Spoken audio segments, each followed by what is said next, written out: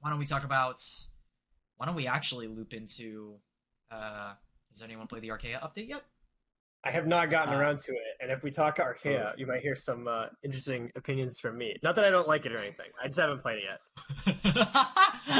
Not that I don't like it. That Look, the world defense was mode so bad. fast. World mode Whoa. bad. World mode bad? Oh, please elaborate. Whoa. No, please elaborate. And that is I not mean, like I feel that's there's not a not like. much to elaborate on. Let me put it this way. That is not an I dare you. That's more of a like, please, I need to hear this.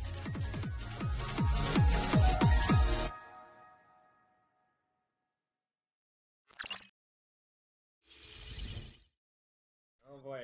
Hi everybody. Shut up, Michi. Hi everybody. Hi everybody. This is the Corner Cab. It's me, Enemy. We're finally back, and I've got Michi back after so long. We're so much for my like every 2 weeks promise, but don't worry about it. Also, happy first anniversary, Corner Cab! Yay! As of the recording of this episode, yay! Yay! It's technically 1 day off, but sure. Shut up, Yay! Michi! Stop ruining it! Don't It'll make be me pog if we could actually like post this on a Saturday. don't make me It don't would make me be don't make me very dock your pay of $0. It's not like we even paid anything. I'm You not know what? paid I'm gonna anything for this expose either. right here. You know what? I'm gonna expose this. Last year, when you released, when I finished editing the first episode, the first discussion episode, Oh no. you said that I would get a pay for 1 month Nitro. Wait, what? Oh, that's Oh. true! Oh. Oh, I could do that Hey, after I'll- this recording. I could do that. I did I've promise. been holding that for an entire year. Alright. Just, You were just waiting just to spring it on him that he's blown you off for an entire year. my bad. Also, we have a guest slash new team member to the Corner Cab. Or well, you know, superlative. Wait, that's not how you say superlative. Sorry. Sort of like Sort of. semi team member. Will be joining whenever he can. It's Jack. Loser Man Wins. Who does some fantastic. Hey, everybody. Yeah. Does some fantastic rhythm game videos. You can check out his YouTube. We'll link his YouTube channel in the description below, as well as in all future videos. We also, I'll go ahead and announce it so we don't have to do it later. Aristocrates is also a brand new team member on the Corner Cab. So we are now rounding it out to about 5 people, because RN technically counts as well. Mako is still part of our art team. And yeah, so that's been our update so far. We've been expanding the team ever so slightly, and we're working towards getting more new content. Anyway, all right, so a lot has happened in the past few days. We'll kind of do some rapid fire, and then we'll just sort of talk. But a lot of good things have happened. A lot of really tragic things have happened. I guess we'll probably just address this really fast. We won't Yeah, stay on it very. We let's- won't let's stay on do it very long. Probably have to say something, right? Can't say Yeah. nothing. We won't stay on this very long, but as of June, I'm so sorry, I may have forgotten the date. To June 27th or 26th. June 26th. As of June 26th, Akira Yeah. Complex, aka Charlie, has passed away. This is honestly like just as devastating of a blow as when Shiki passed away. Probably. Definitely. Yeah. So was it really in the same year? I think Shiki was last year, late last year. Shiki was. Oh, okay. I thought it was. I mean, that doesn't make it No, any not the better. same, But yeah. I'm like, that doesn't make it any better. But I Yeah. was like, oh my god, if that was in the I same think it is year, within a year of each other. it's within a year. Definitely, Though. really tragic. There's no Yeah. conspiracy theory. We're just noting that. But as noted in my tweet before, and I think I explained this in a follow-up tweet to someone, I was waiting to tweet out this secondary part because I didn't want to just randomly talk about it while we were, while all of us were grieving. Yes, Akira Complex and I were actually slated to do a collaboration at some point, and I got their Discord. This, long story short, is we were going to do that, and then they were helping me with a lot of other things, and we were starting to become really good friends, and then all of a sudden I woke up to the news, and that's where we are today. I know a lot of people looked up to Akira Complex. She was a absolutely fantastic composer, not to mention also just a great person. We've talked about them on the podcast. I think they've listened to the Corner Cab at least once. other than that, and it also happens right before the Sidus 2 and Arcaea collab, which we will also talk about, but I wanted to get this out of the way. The Corner Cab was really disappointed to hear about this news. I don't even think really disappointed actually is a really kind of undersells it. We were devastated.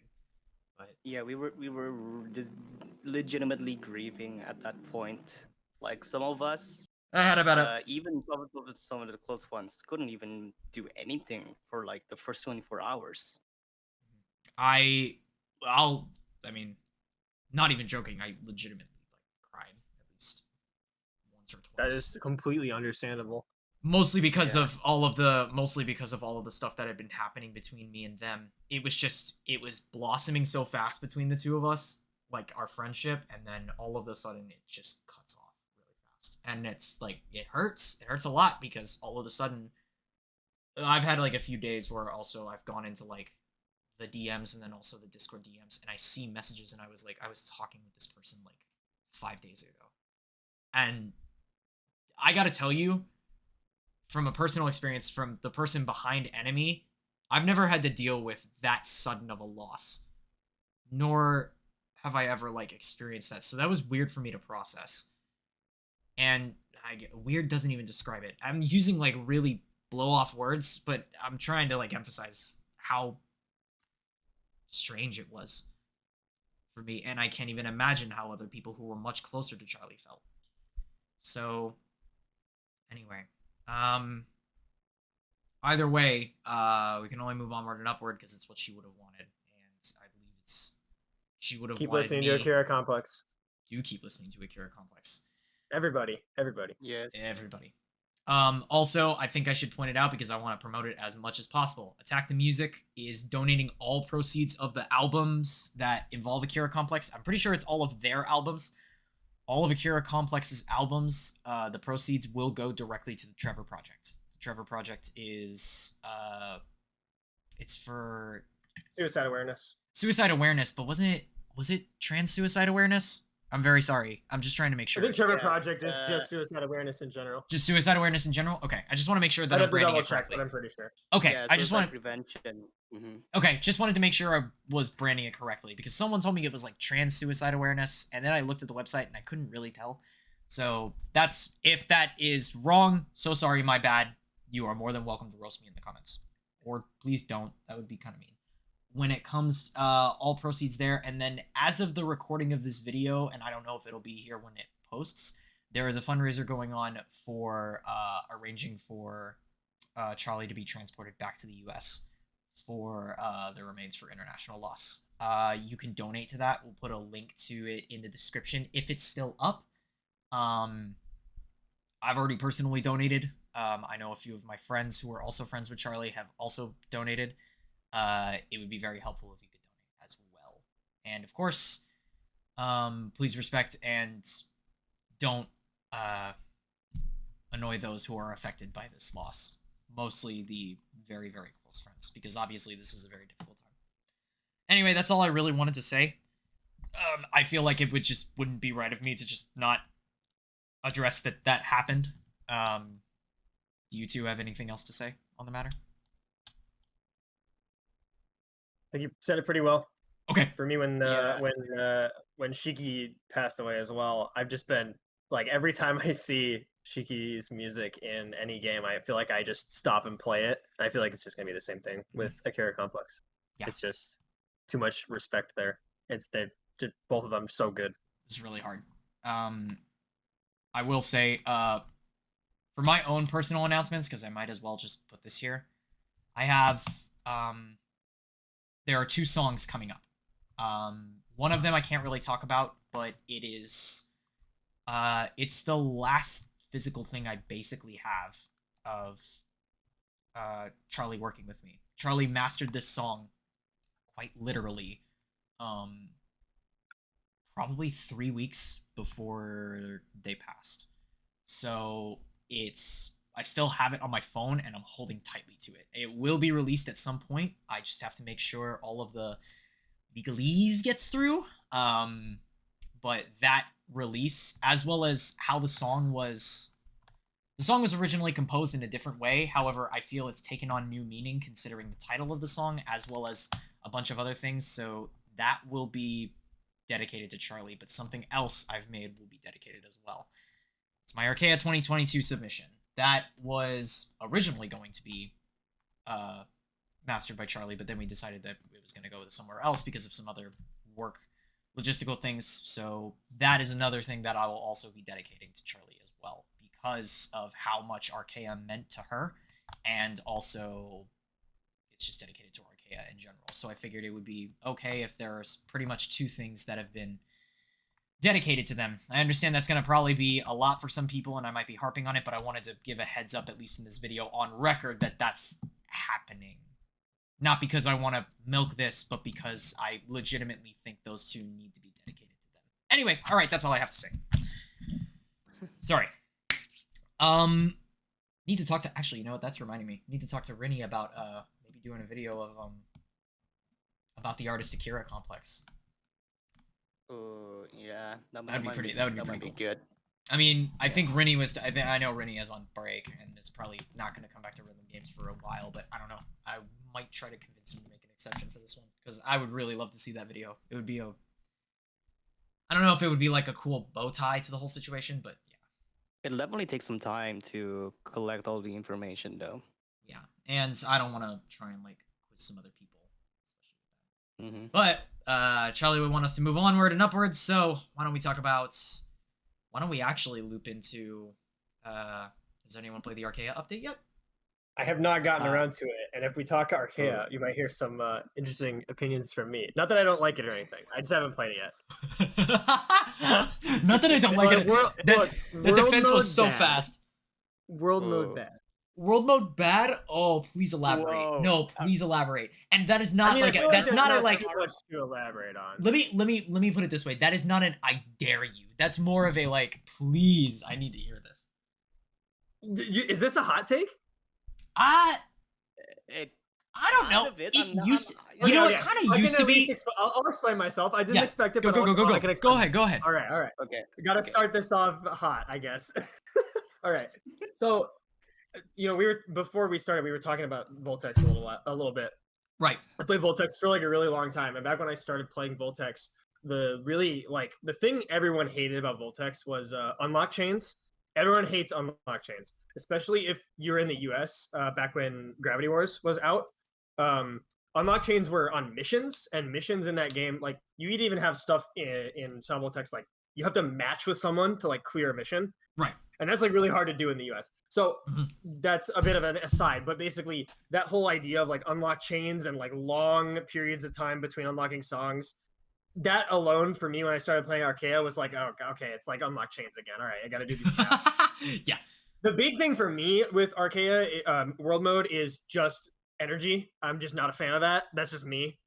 It's like... No, I'm kind of with you on that one. Plus, yeah. I think...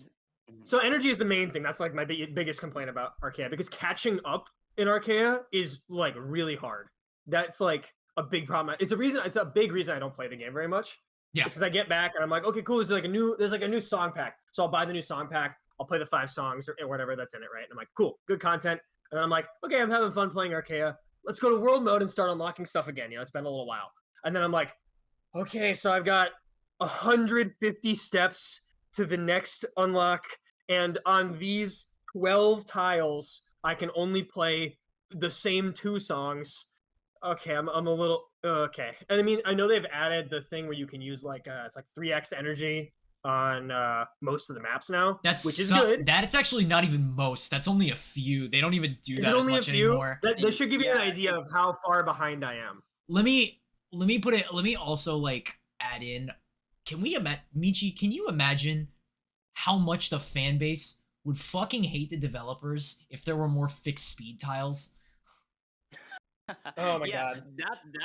That's quite a weird addition to world mode. Just to spice things up. There's speed tiles, not only restricted tiles.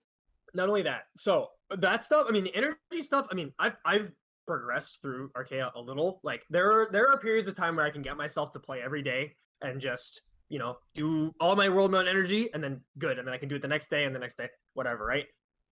the most recent time I played, I wasn't aware of they've added a new chart that you can unlock in world mode, right? Oh, Beyond charts. Yeah, Beyond. That's old. Okay, a little bit. Well, a little. Okay, right. But my point is, the first time I had seen it, right, and I was looking at this, and I was like, this is just Blaster from Voltex. No, it is. It literally is. Yeah. And I want you to know, I'll say this as loudly as I want to say, Blaster sucks.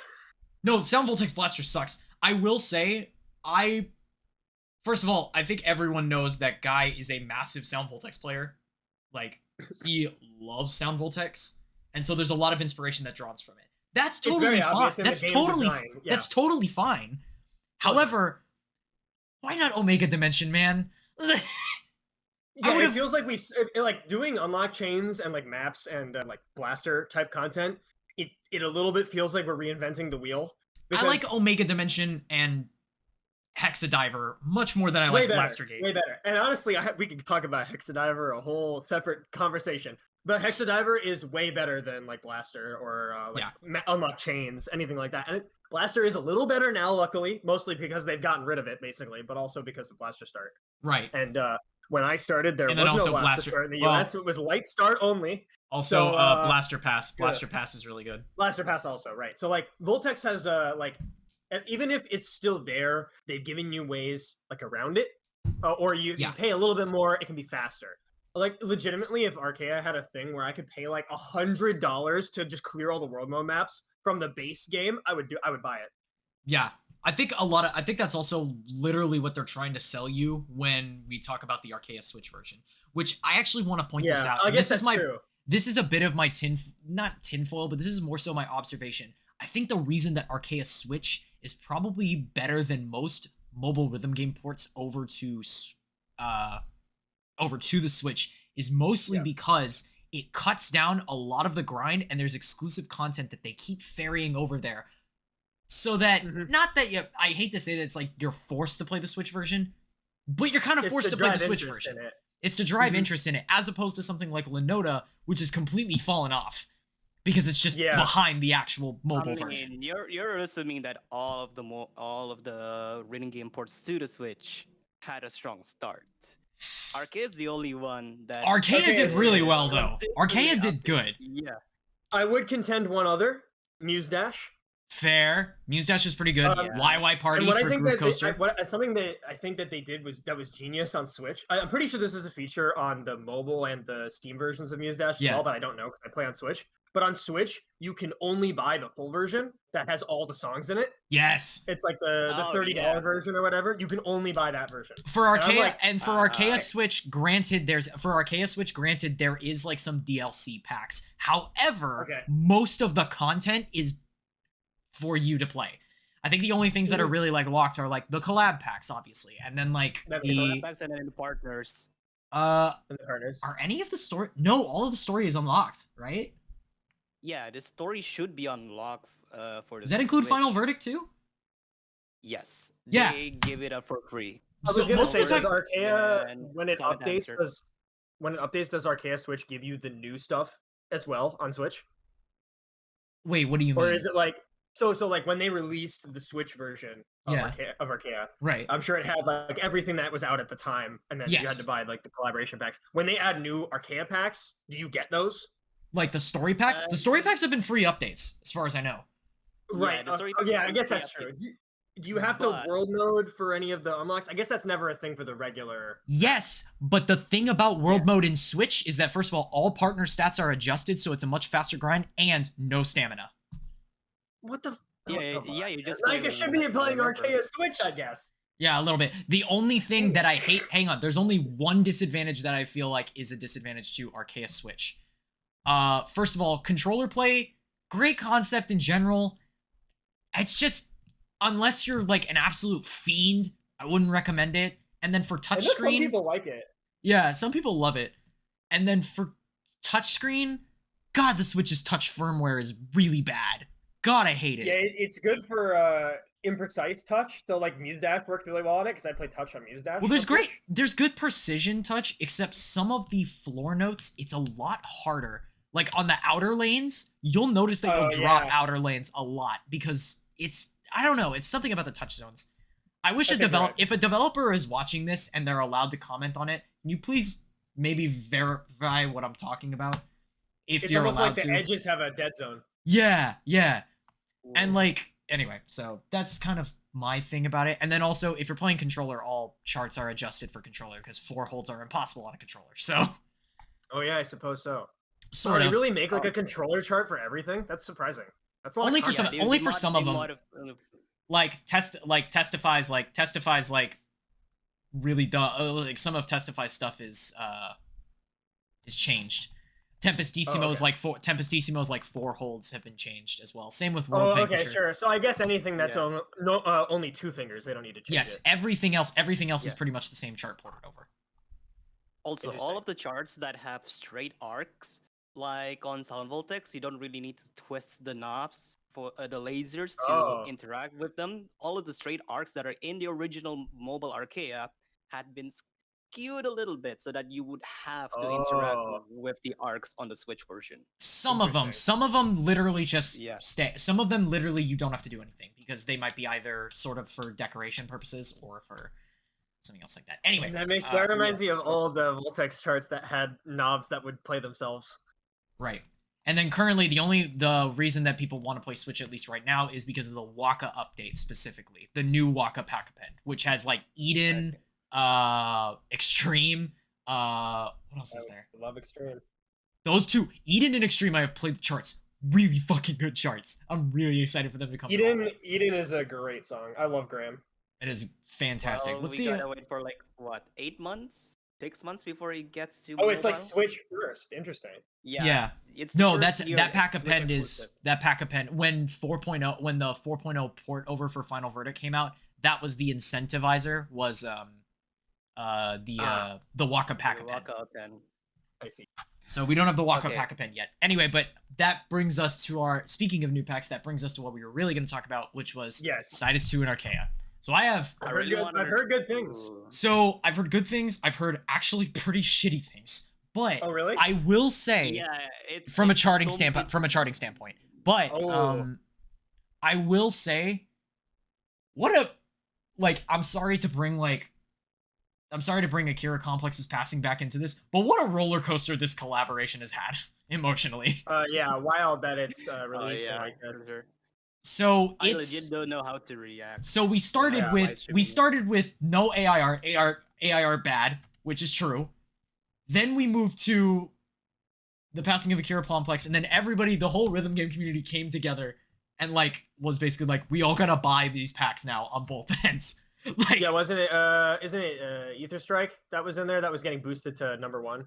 Ether Strike on the play I'm going to check right now. I'm pretty sure it still is, which it should be. Wouldn't surprise me. Sorry, you guys are going to hear my keyboard. It's going to be up there for 5 days. I hope it stays up there. I hope it stays up there for a few months. There's no way though. Oh, never mind. It's back down. Well, the Sidus 2 came out. The Sidus 2 collab came out, so. Where's Lucid Travelers on the leaderboard spot, by the way? 2, right below Chaos. 2. Okay, fair enough. There's a reason Chaos is number 1, and we'll talk about that in a second. Yeah, you guys are gonna need to fill me in because I've only seen Twitter rumblings here and there. Basically, Chaos's chart is probably taking the spot as the new most hated 10+. Oh, lovely. I'm definitely looking this up then. We'll talk about it in just a second too. As a personal 12.77 player, it's really uncomfortable. It's a very uncomfortable chart. But let's even more uncomfortable for me playing on my phone. I was about to say, if you're a thumb player, this chart fucking brutalized you. I'm looking at it now. I can already see it. Yeah, this is a very cross-handy chart. Kind of set up by Temptation. But let's back up a few more paces. So we had the AI art thing. We had the AI art part, and then everybody was mad at that. Now, I will say, once again, I wouldn't be really mad at Loero for this. We asked for this collab, and then Rayark's timing with AI art was a little unfortunate, and then all of a sudden we're just bashing Loero and Arcaea, and I'm a little bit... That's the part where I'm like, no wonder they're frustrated with us still. I know I bring this up almost every other podcast, but seriously. No wonder the developers hate their fan base, because, oh my god, we keep giving them shit for random shit that's not really their fault. Interesting. I've been a little out on Arcaea, as it's probably become apparent. Is there like a pretty bad relationship there? Okay, so how can let me explain this in as brief terms as I can. Yeah. The Arcaea fan base, in my opinion, is extremely entitled sometimes. That's just the way it is. And I'm talking about with this Arcaea and Citus collab, when the song list came out, people were upset. Okay.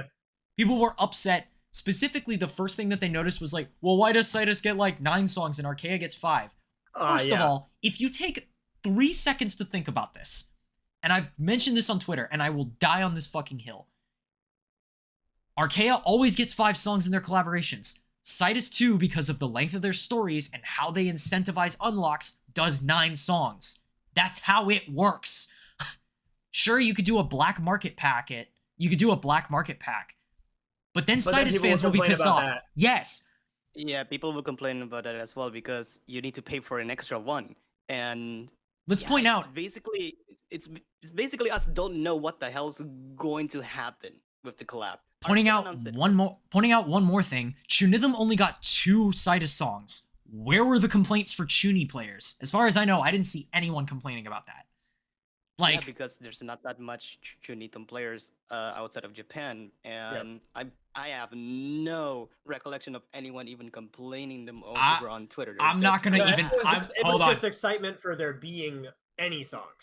Bingo, yeah. And that's what I'm trying to tell people, that like, y'all, this collab is like happening in the first place. Not to mention, all of these are classics, like very good ones. Bullet Waiting for Me is a fan favorite from the Path chapter. Devilic Sphere was actually one of the first songs revealed for Citus 2, believe it or not. Used to Be is... You can't hate song. Used to Be. You cannot. It's the theme. It's the theme. What do you want from us? Like, you know what this really reminds me of, just as a quick aside? There was a stink recently with the DJ Max, the Easy to On pack, and it sounds very similar to this. Oh, really? Yeah. When the DJ Max, go ahead. It was. I think we were gonna say the same thing. When they announced the update, the DJ Max players were like, "Oh, but you didn't give us like the 5 songs we actually wanted. You didn't give us Kamui. You didn't give us Asite de la Rue. Like, what the heck? Where are those?" And correction, the 5 songs that you wanted. Yeah. And I want to say, like, I mean, I'm not a huge Easy to On. Like I don't know what the classics are, but like the songs that they had in the base pack were really good. Like, they were Easy to On bangers. Now, but then was it whatever? I'm forgetting the company that makes DJ Max. But they had to put out a statement, and they were like, "We're gonna update the pack. We'll put the songs in that you guys want." And it really feels like they just bullied. They got bullied into doing it. Peru's in the game now. Oh, yeah. I'm like, really, guys? You really had to like get on them so bad for this? I mean, I know here's what's because DJ Max Easy to On is like the same level of collaboration as Citus 2 Arcaea. I'm gonna 100% tell you. Here's the funny part about Arcaea collabs and anything that Arcaea does. They're kind of like the Nintendo of mobile rhythm games, where quite literally everyone will complain the shit out of these, like, out of any update that they put out. And literally they'll go, "You're gonna buy it anyway. Fuck you." Yeah. Like, it's the hey, fuck you. See you next week. Yeah, pretty much. That's literally what it is. We have everybody. The fan base has a love-hate relationship with developers.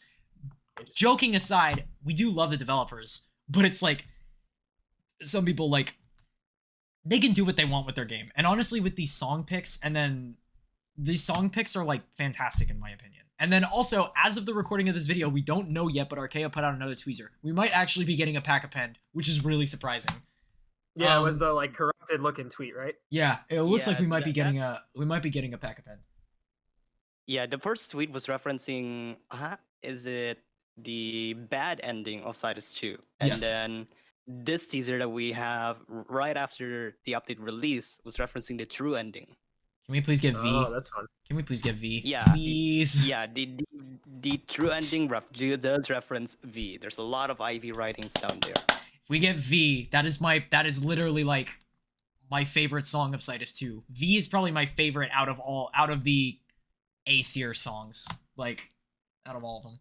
Anyway, the last two songs are Lucid Traveler, the sad to say it now, Akira Complex versus 3R2 song, which is artists that were both actually pretty prominent in both games. Akira Complex doing Hydra with James Landino, 3R2 doing Devil Sphere, and then a variety of songs for Rayark at one point, and then also Corrupted for Sidus 2. Not Sidus 2, sorry, Arcaea. And then Chaos, the eponymous theme of the eponymous like song that Rayark trades with everybody because it's so good. And then we had Internet Yamero as just a memory archive song, which, by the way, low-key banger chart and actually amazing song. I love anything that I'm Iobon does surprised for how popular that song has gotten. Internet I haven't Yamero? bought it yet, sadly. It's about as popular. I don't know actually how popular. I saw like TikToks that used Internet Yamero. Internet Yamero, Yeah. as well as Internet Overdose, is just, they're all really good. Like, Albon has been like popping off lately. So Internet Yamero has 17 million views. Yeah, that like went like legit viral. Yep. And then the only other one that's like just as and I think the other reason I think it's really good is because it's kind of the same style as the, when was Internet Yamero? Oh, well, Internet Yamero came first, and then there was another one that kind of capitalized on it with 3.3 million views. His or there, I don't know Iobon's gender, sorry. Iobon's remix of Unwelcome School from Blue Archive. Oh yeah. Well, the Unwelcome School stuff, it was a big thing. Let's go! Like a remix event. There's Yeah. a lot of composers participating in it. Yeah. We got Top It's a Azula, we got very What good SSC was remix, though. huge. The Unwelcome School Yeah. is very good. It's a really good remix. But I kind of don't know how to feel about Internet Yamero and even Internet Overdose being popular because of the message of the song. That doesn't, I don't think that really matters. It's more so like the game, if you play the entire, I've 100%ed Needy Streamer Overload. Sorry. If you play the game and all of its messaging, it makes sense. It's not a game for the faint of heart. This is a very dark ass game. Like, Yeah. and really it talks about like the dangers of social media and the internet, which is really, I mean, that's really what it sells. But yeah, Internet Yamero is Did you really see Iobon had to make a tweet being like, if you're following me only for this song, it's not the type of music I always make. Oh, Albon? Yeah, no, Oh, it's yeah, not the only Oh, music yeah, that they I've make. seen that. They're like, don't follow me if this is what you want, because it's probably not gonna be like that. The dangers of virality.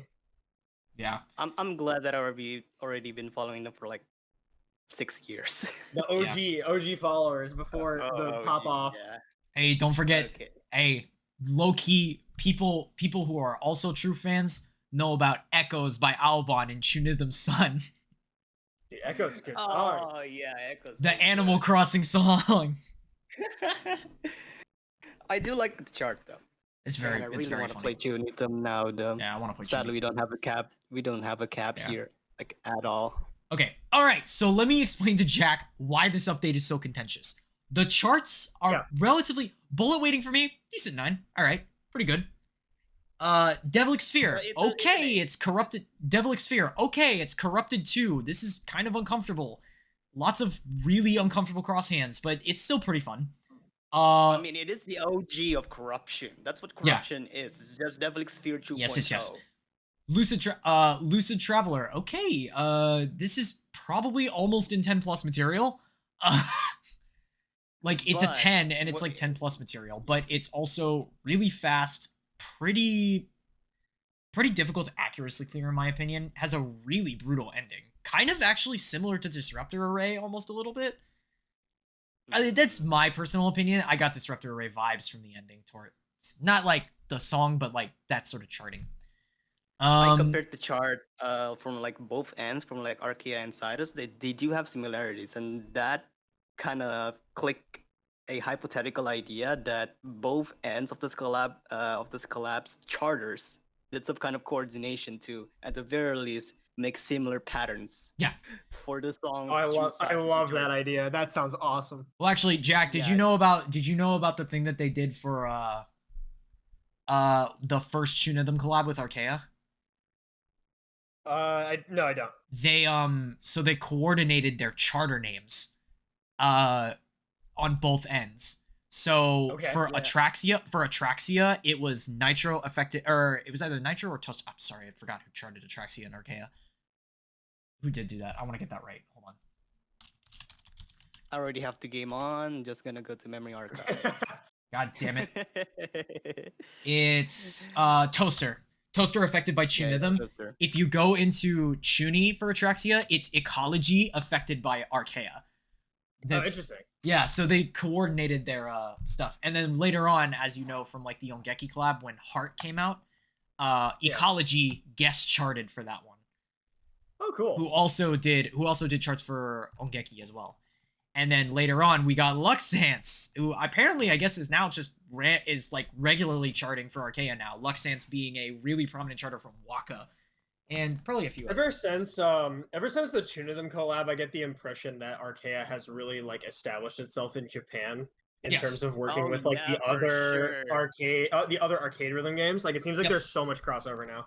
Yep. Oh, for sure. The Arcaea and Sega crossover is such a big event. Yeah. Arcaea Sega is pretty freaking humongous. The fact that they're able to come for return passes multiple times is pretty insane to me. But not to mention also, that brings me back to another thing that we've talked about, and I'm not going to rehash this because we have done it before, when everyone was complaining about the Ongeki collab, and I was like, bro, nobody even gets to collaborate with Ongeki, period. Like... Has Ongeki collaborated with anything else? No! Not that I know of. Yeah, think of Ongeki like Cytus 2. Ongeki is like Cytus 2, but for the arcade. Like... Yeah. It's kind of on its own thing, never gets collabs. No, not they don't get collabs. They collab with their own game. They collab with themselves. Yeah. Okay. That's basically... It's like Rayark. It's like, let's collab with Sidorica. And I'm like, Yeah, that's not even a rhythm game. Hey, some of the Sidorica charts in Cytus 2, though, back then, banger. Hesitant Blade is a banger. It's a good one. Anyway, but they coordinated that stuff. And then this whole Cytus 2 collab, the Lucid Traveler is very fun. And then Chaos. Yep. Holy shit, this chart is... I'm starting to question how much I can defend Loiro for this one. At this point, I just kind of gave up. My score is still like 9.3 mil. I'm barely in EX. For those who are tuning in, if you played the My pack append with like the My DX songs and you played Temptation, this chart is going to feel very familiar, but much harder. It's very cross-handy, very uncomfortable, probably the Sound Voltex 2 Infinite Infection equivalent of a 10+. What does that mean? Wait, hold on. I'm gonna need you to elaborate on that. What the... Most of the Infinite Infection charts are bad. You can't tell me otherwise. They're old. Yes. I mean, why do we have two 16s for Common Break? Why? I forgot about that. Why are there two? Oh, look, I don't know. Whenever you're definitely right. I can't say anything. I played when what is it? I'm trying to remember. It had one hand triplets. It was an imp chart. Is it? Forgetting. No, I'm forgetting. I don't know. No, it's okay. It was bad. You're right. You're not wrong. I mean, there are some whack charts in Infinite Infection. So I guess I can get what you're going for. Hey, it's still not as bad as Joyous Vivid 21. I mean 18. Look, I just refuse to play Joyous in general, so I don't even look at it. I pretend I do not see. Michi, edit the bass boosted version for the part like I don't even want to play the regular charts of Joyous, let alone that. Yeah, thank you, Keji. Very cool. I like to have my I like to actually have my I actually like to have my own headcanon that like Keji actually like became absent from the music scene because he was bullied about Joyous. That's my headcanon. Like, oh man, I know that that's most like I know that that's I can bring up so many that I would love to hear your opinion on. That one though, like that one, at least with the Keji one, that one I definitely know that he actually left the scene for like different reasons. I think he got hired for another game company and then he came back recently. So that one, I just have my headcanon for that. I think it's personally more funny to believe that. But anyway, well, no, give me like one chart and I'll give you a slight opinion on it. Keep in mind, I haven't played all of the charts. Hyena. Ugh. Yeah, exactly. Okay, good. We're on the same page. I played it like twice. Never again. That was like a hard chart that you would try to pass in Infinite Infection because there wasn't much else like hard stuff. I felt like weird. So vindicated coming back after so long on the Valkyrie cab, having so much trouble on crack tracks, and then finally doing well. Oh yeah. Oh, that's a great. Actually, I kind of like that chart. It's a good chart after a while, but back then it was back then I remember I was going like, how do I break into 17s? And they're like, crack tracks is the 16 wall, and I was like, okay.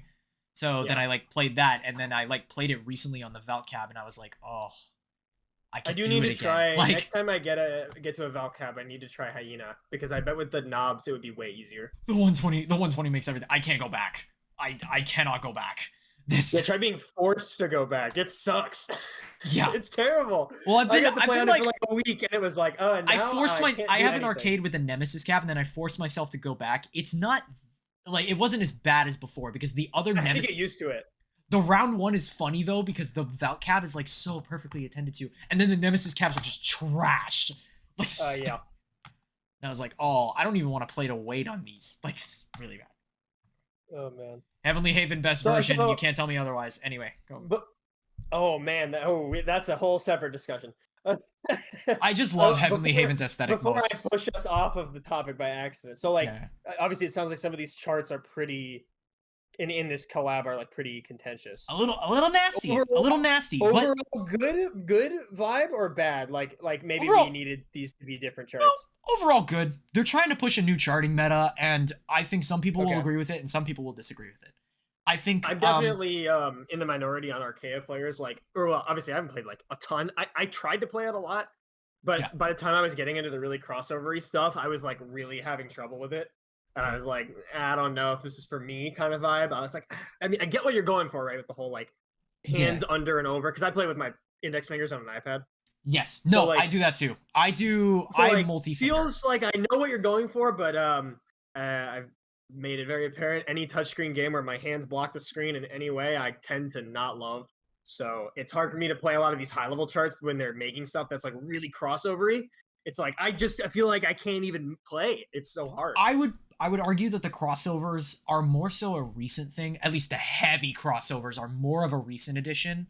It's not as bad if you're in mid 3.0 to 4.0 era.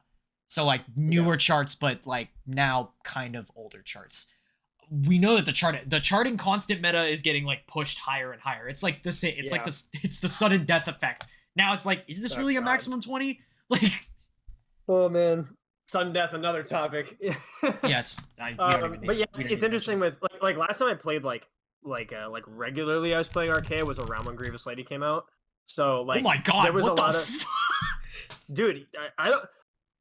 I can tell that you all are a little bit more like mobile rhythm game focused, whereas I'm more into like either the PC games that are out or Konami.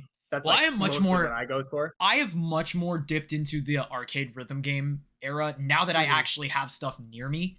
Before it wasn't that way because there was nothing near me. Like for example, I forced my way into that. It was either that or nothing for a long time. Bingo. And for me for arcade rhythm games, it was like once I actually got stuff that was near me, I was like, boom, we're all in. And I still do a lot of mobile rhythm gaming because it just translated well. Like Arcaea skills for me, that translated actually kind of well into Chuni, in my opinion. Way better into Chuni. Even though it's got the lasers, it translates way more to Chuni. Yeah. Well, also, and then Chuni new has the movable air inputs, which feel a lot like arcs now. Like it's So there's that part too. But my overall thing about this update, definitely the Sidus update. I would give this my personal rating. 8 out of 10. It's okay. It's pretty good. It's not like 8 out of 10. It's okay. Well, I mean, let me put it. The reason why is because, first of all, I think I'm actually personally, in my opinion, I think I'm a great benchmark for these updates because it's really hard to get me to hate a chart. It's really hard to get me to hate any of the Arcaea charts. So when an Arcaea chart is bad, let's put it this way. I think Michi knows, and anybody that is a friend of mine that plays Arcaea knows, if I hate a chart, that's really bad. I feel that. Like, there's only one chart. I think there might be two. I think there are only two charts where I absolutely hate to, and I will never play them. Or I will never willingly play them. Well, you can guess the first one. You can guess there's two. Yes. And let me put it this way. Double charts count for only one. So go, Michi. Is it Lamia? What? No, I love Lamia. Huh. I think Lamia is actually really good. I think people complained about it too much. I think people are babies when it comes to Lamia. There's so much references. That chart is so, well, not really stupid. I mean, it's quite pure genius of how much they reference Ongeki. Lamia got the World Vanquisher treatment, basically. The exact same thing. Everybody fucking hated World Vanquisher when it came out because it's still rated a 10.9. It's very hard. But it's not as hard anymore, and now people are basically like, no, World Vanquisher is free. And I'm like, where was this attitude like a year ago? Like, so Lamia got the same treatment. Everyone freaked out about Lamia because no one knew how to read it. And then after they read it, they're like, oh, this isn't really that bad. It's just really fast. So I think Lamia is fine. Sorry, go on with your next guess. Is the other song a collaboration song? Wait. No. These two are not collaboration songs. Oh, okay, that's a bit hard. I know that you like most Final Verdict. I like all of Final Verdict. Okay, yeah. All of it's really good. Now that you've already narrowed, now that Final Verdict is our Final Verdict parallels Pandora Box, and it is perfect. It is fucking immaculate. Like, love it. Okay, yeah, I'm stuck now. To be honest, I'm honestly surprised that you don't. The first one, and this counts both the future and the beyond chart, is red blue and red blue green. Hey, I know that one. Okay. I will never fucking willingly play those songs ever. Come on, you gotta play Red, Blue, Green on April Fools. On April Fools, no. April Fools is different. April Fools is a different course. Yeah. The Beyond chart fucking sucks, and I will die. Like, I do not like grinding that chart at all. The other one... I didn't even play the Beyond one. The other one is, why did I forget the title? And honestly, that says a lot. Emptied from your brain. Oh, Live Fast, Die Young. Okay. I do not like that chart. Great song, hate the chart. I'm sorry, Nitro. I don't like it. I really don't like it. Really? It's not fun. Like, it's a lot of double tapping. It's a lot of, like, double tapping on some other parts. And then also, man, slam arcs are a little annoying. Some of them. Lucid Traveler did it really well. Oh, I hate those. Live Fast, Die Young overdid it. And then Internet Yamato, I'm giving it a pass because Internet Yamato is really good. I just thought the Live Fast, Die Young would be, like, below the breaking point. At the very least, in terms of slam arcs. I guess I can do it more than Red, Blue, Green. Like, let's put it that way. Yeah, like, Red, Blue, Green is... I could play it more. Every once in a while, I pull up the chart and I'm like, maybe it's not as bad as I remember. And then it's as bad as I remember. Most of the time. I just personally don't ever touch the Beyond charts of any of the April Fool's songs. Yeah. Like, ever. Now, there's one... I will tell you all. Currently, since Jack is in here, I will say there is one song in... This is about to become the episode stinger. Damn it. What is it? There is one song in Sound Voltex that I will, like, that has a great chart that I will shake my ass to every fucking time I play it. It's so fucking good. Star Pistol's chart is so fucking good. I don't think I know that one. It's one of the Bimani Pro League ones from the Stamp Challenge. It's so good. Star Pistol is really good. There's a few. I was gonna say I'm gonna have to look it up now. So fun thing because the exhaust, of the lack the exhaust of 16, access, the exhaust 16. Because of the lack of access to official stuff, I'm always like a season behind in content. Oh, fair enough. Yeah. So I haven't seen like any of the BPL stuff. Some of the BPL stuff is like great. Sudden Death I've seen, obviously, but I spent a lot of time grinding for Sudden Death, and then I was able to ease up once I got it. I was like, okay, cool, I have it. That's all I wanted. Like, you said the 16? Yeah, it's the Star Pistol 16. While he's watching that, we'll go ahead and move to our next topic, because Arcaea was... Anyway, the Sidus 2 update came out. It's pretty good. You should go play it. Ivy Illith is there, and then you should go play the Sidus 2 side of the update if you wish. If you have your own financial opinions on that one, it's up to you, but I'm not going to judge it. Goodness, that costs like $12 here. I have no idea how bad the inflation is over there. I legitimately have heard that the Sidus 2 story for Arcaea is like good. Like, it's actually very good. Like, it is legitimately good. Yeah. It's surprisingly good considering Sidus 2's track record of writing stories after 3.0. Yeah, I'm still on the opinion that like after the like Vanessa battle and like was that 2.0 or was that 3.0? That's 3.0. It's 3.0. After 3.0, personally, is like that's peak Sidus 2. That's peak. And then after that, it is peak. After that, I think it's just too much story content. I didn't need any more. Like the problem with afterwards is that they don't know how to approach the story at that point. So well, it's all wrapped up. That was it. That was the end. Yeah, it was like that. It was the entire arc. The problem is that we don't get to experience the full arc that was coordinated by Kiva. Yeah, because Kiva left early. It. 3.0 was condensed. It was supposed to be ended like 4.0. Right. And then afterwards, we just got like an epilogue stuff afterwards, and then we went to the prologue, like very prologue, touching Ilka, the architects and stuff. Yeah, that was. Oh, whoops, sorry. Yeah, but anyway, that's my opinion on like that part of Sidus 2. But for the Arcaea story though, yes, that was intense. I played that. I played it for like 3.5, 4 hours, and it was just amazing. I'm kind of sad that I didn't get that I'm not dedicated to actually play the song pack like linearly as you would have wanted to, because my thought of going into the update is that, hey, even though Sidus 2 made Tairi to the Arcaea song pack, I wasn't really expecting the story would be great, so I just used the chart unlock pass and just unlocks all of the songs. Wait, there's a chart unlock pass now? Yeah. Oh, thank God. Holy shit. It was like 3.5. Here's my other. That's my other problem with Sidus 2. Jack, you think grinding Arcaea is bad? Oh, I know it's bad. Sidus 2 is pretty bad. So like, I love when it's like, okay, so you've made it to level like 10 or whatever, and then it's like, okay, cool. Next one's at level 15.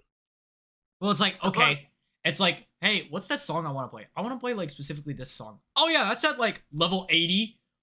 Yeah, and like exactly. that's literally where we're at. I'm gonna complain about any unlock system that makes you play specific songs a lot. That's a big problem with like original Blaster and Voltex, because you had to play the same chart like 5 times to blast one song. For Sidus 2, it was hard.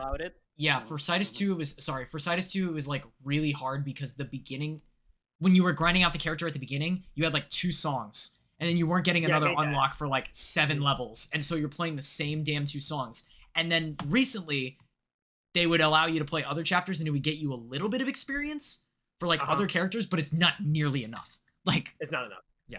No. Now that there's a chart unlock pass, that's great. That only applies for main story characters like Path, Neko, Robohead. Only them 3 being able to share the XP. Yeah, we're not even talking about like prequel. We're not even talking about prequel or collaboration characters. Like, yeah, I spent. If you're gonna make me grind a character's level, let me play any song, because otherwise I'm gonna like Arcaea World Mode has the same problem. Why are there stretches of map where I can only play one song? That's what we're going to be rebuttaling from that conversation at the start of the podcast. For Arcaea, by the way, for Arcaea, I was gonna say for Arcaea specifically, your whole thing, Jack, your whole thing about like I'm only playing one song for like half the map. That ends actually pretty quickly. I don't think they do that anymore. They now make it like themed restrictions. Like for example, in the in the Citus 2 map where you can go get Illith and Ivy, there are restriction tiles where it will have you playing Akira Complex or 3R2 songs. So like Corruption. Okay, that's better. Ether That's Shroud, at least like, a little they'll better. theme it. The one I know, funny... like on the pack ones, they'll let you do like all the songs from a pack. It was really funny for the Chuni collab. I don't remember which one it was. I think it was for the Chuni collab where they did they did the USA, they did like because Impact was part of it. They had restrictions, at least in the Beyond unlock for Impact, where you were only playing Usao songs. Yeah, that works. That's fine. Like I mean, like I said, I haven't done a lot of map of world mode because I don't like it. So Yeah. like, there's still a lot of maps that I'm on where it's like, okay, here's 5 tiles, it's 1 song. Yeah. Where's the restriction? What was Michi? Do you remember the restriction tile that's like you have to play the song that's like the same title? Oh yeah, that is a thing. That is a thing on the Beyond map. It's one specific song, but I don't remember which one it was that has the same title. I don't know if I'm remembering this correctly or not. I remember there are some goofy ones like the restriction tile allows you to only play songs that has the word "the" Yeah. in the song title. That's so at least like kind of fun though. I like that. Yeah, exactly. Like it gets better once you get past like the beginning maps. So I would say that if early you can, wall is just killing me. if you can trudge through it, maybe lay down $5 for memories to boost your progress. At the very least, that might help you just a tiny bit, even if it's just 5. Like every game needs an unlock pack. I'll buy it every time. I will not hesitate. Anyway, Maybe all right, sorry, Michi. $200 for every map to be cleared. I'm in. Yeah, all right, sorry, Michi. I have like cut you off multiple times. Go ahead. Okay, the rebuttal. You guys unlocking stuff on Blaster Gate over on Sun Voltex, you guys need to pay for Arcaea and even mobile rating games in general. You're going through that grind, you're doing it for free. That is true. That is definitely true. I do you don't like get that. paid to progress through it. I don't disagree at all, actually. Okay. But that's what they're charging you to play the game. On arcades, you pay you pay to play every time. In mobile, you don't. You just have a one-time purchase. Yeah. Yep. So I don't disagree. So they're making you pay with your time instead of your money. Yeah. Yeah, you're spending your time. But of course, the situation about having some kind of a chart unlock pass definitely rebuts all of that. Right. And so let's say Arcaea does have that, then what's the incentive of playing on world mode? Just getting the partners with skills that doesn't really necessarily help you. Yeah. You're not wrong. I mean, yeah. We're circling back to Arcaea. This actually brings me to a very interesting like idea I had, and I should have put this on the Arcaea Twitter that says like, give us your ideas. Can we make world mode more fun with like specific new restrictions? Like for example, you're locked to a hard gauge, and like every note missed is like you don't recover, and it's double loss. And then the restriction is also like a Did either of you ever play God, I worry I'm dating myself now. I hate that I've gotten to this point.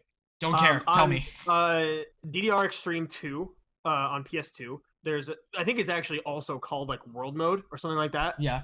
And it's a mission mode where you navigate around a map doing like unlocks, and every mission has like weird restrictions. So it'll be like it'll be like Life 4 Reverse 1X, and you have to play like some gallopy song, or it'll be like Stealth on a beginner song or something like that. Like they do weird stuff like that. I need that in more games. Basically, I want Arcaea's world mode. I know it's obviously this is more work for the programmers, but I'm like, if they could work it in, I want more unique ways to play world mode. The restriction and fixed speed and like all those tiles, sure, the grind is fine, but it's getting old after a while. Not to mention, I think I want to clarify really quickly because Michiko, you said like, you know, it is time versus money, and I don't actually disagree. I think that that's fine. I actually like that I can unlock songs for free. That's cool. Right. But what bothers me more is this, like, at least from what I've played, the sameness of it. It's like, okay, if you're gonna make me grind, at least give me some variety. I mean, obviously, it sounds like in the newer stuff they've gotten better at that. That's good. They've gotten better at making the maps like slightly shorter. That's good too. Like they made them slightly shorter. Beyond is by far the one where. Honestly, compared to Blaster Gate, though, it's not that bad.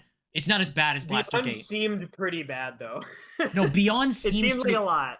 Beyond got better now that they have the overdrive function, which is basically the more you play world mode, you get like a 3 times boost. It makes Beyond grinding I have way seen that. easier. I did try that out. And then also, if you get some specific spoiler characters, it will trivialize a lot of world mode. Mm-hmm. Oh yeah, with their affinity. That's the thing, though, right? Is you don't have those. The problem is, like, story mode you could probably knock out in, like, if you have all the packs, you could probably knock out story mode in, like, less than 3 hours. Like, probably. That's good. That's not that long. Well, no, I forgot about unlocking, like, Zero Hikari and, like, a bunch of other characters. So I don't know, that part might be long. But, like, once you get those characters, going all the way to Final Verdict should be pretty easy.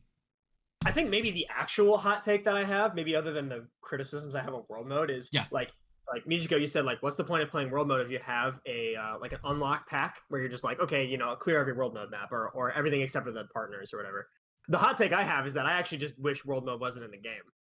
Ooh. I would rather just have the songs be there because Figros has ruined me because I can just play that game. Yes.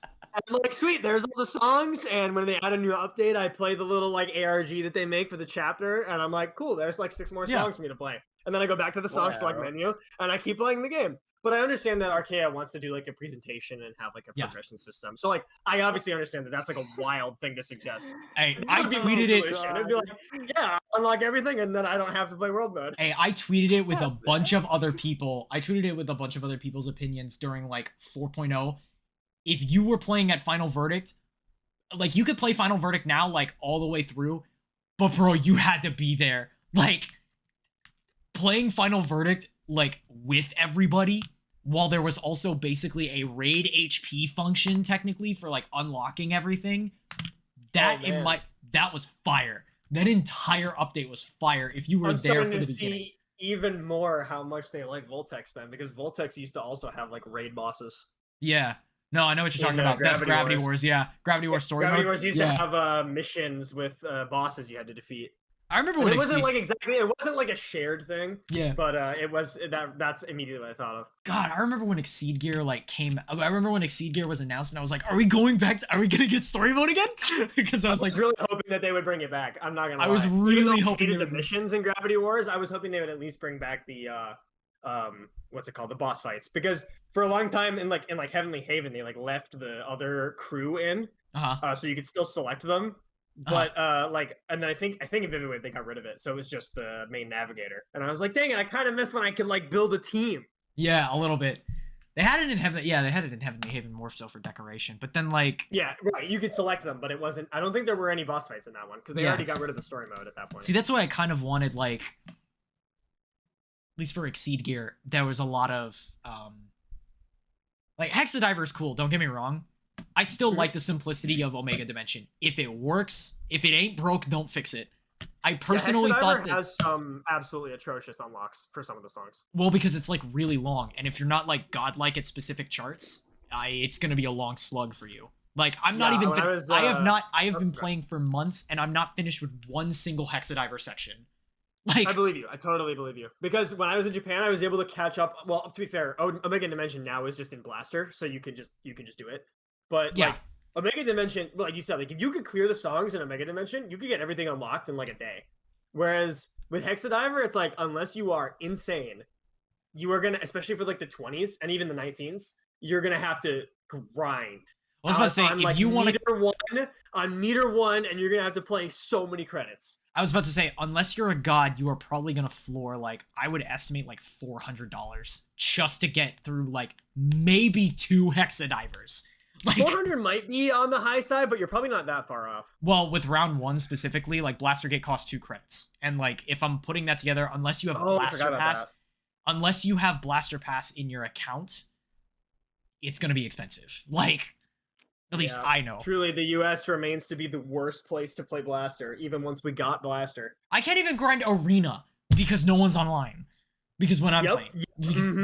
To be fair, it makes me feel better. When I was in Japan, I barely got any arena matches in. It's so bad that when the next songs, and then that was it. It's so bad that when the next season came around for my Arena rank, I went up and I wasn't even playing Arena.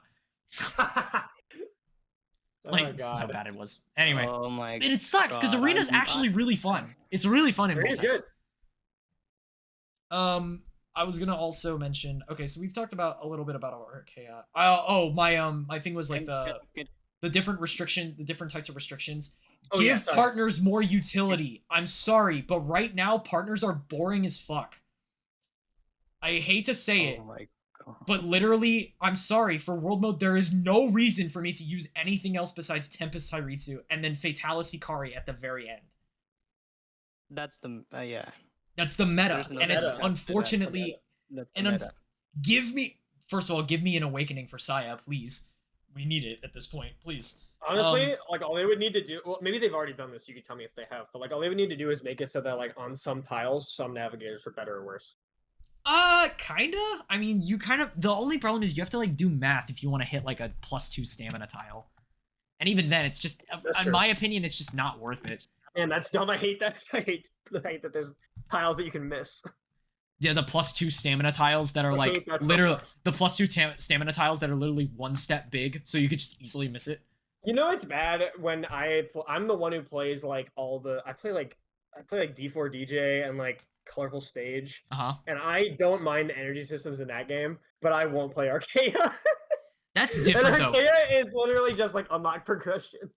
Yeah, it's, I don't know. The whole thing is, I'm with you though. I really want Arcaea to improve world mode. I think world mode right now is not fun to play. I'm just worried that it's gonna take a while because didn't they like just recently update world mode and they were like, guys, we made it easier. You can use, you know, 6x on some more maps, and then it's like, okay, but there's still and the beyond, and the beyond overdrive function, which is and then they added beyond, and then it's like, okay, and now you've introduced a whole different problem. My prediction is that if there's going to be some sort of change to world mode, it's probably going to be when the actual song contest pack gets announced. 100%. I think that will be when we get an improvement, because we still only have Crimson Throne, just the only contest song that has been revealed so far. Everything else is like, if you're gonna make me pay for like a boost to like have more energy or something. Yeah. You know what? I don't like microtransactions. Like, I'll never pay for like energy most of the time. But if you're gonna make me do something like that, at least do something where it's like, okay, pay $5 and you get an hour of unlimited energy. Just go, like unlimited energy, and then we have Arcaea Online with subscription services, so we could definitely work something with that. I'd be more okay with that, because I never liked paying for like 2 more energy. I don't like that. Something about it being so consumable, I don't like. Yeah, I get it. No, the thing that's in the game is not only you being able to buy more stamina, but multiply your steps after playing a single song. That is locked behind a paywall. That part is locked behind a paywall. Refilling your memories, refilling your stamina with the fragments, though, I'm okay with that. What I'm still kind of like sad about is, can we please like reduce the fragment refill timer, or like allow it to be done twice now? Because anyway, there's a lot of things with world mode I wish they would fix. That's about it. All right, let's move on from Arcaea. I think we've talked about Arcaea for literally more than an hour. I'm gonna cut this off a little bit just for the audience who's either watching the premiere right now or watching it afterwards. Please help me timestamp this goddamn episode. So much all over the place. There's been a lot of like. We've gone to like 12 tangents. We don't need to necessarily like. We don't need. Let's put it this way: we don't need exact timestamps, but we will want like a few. Please.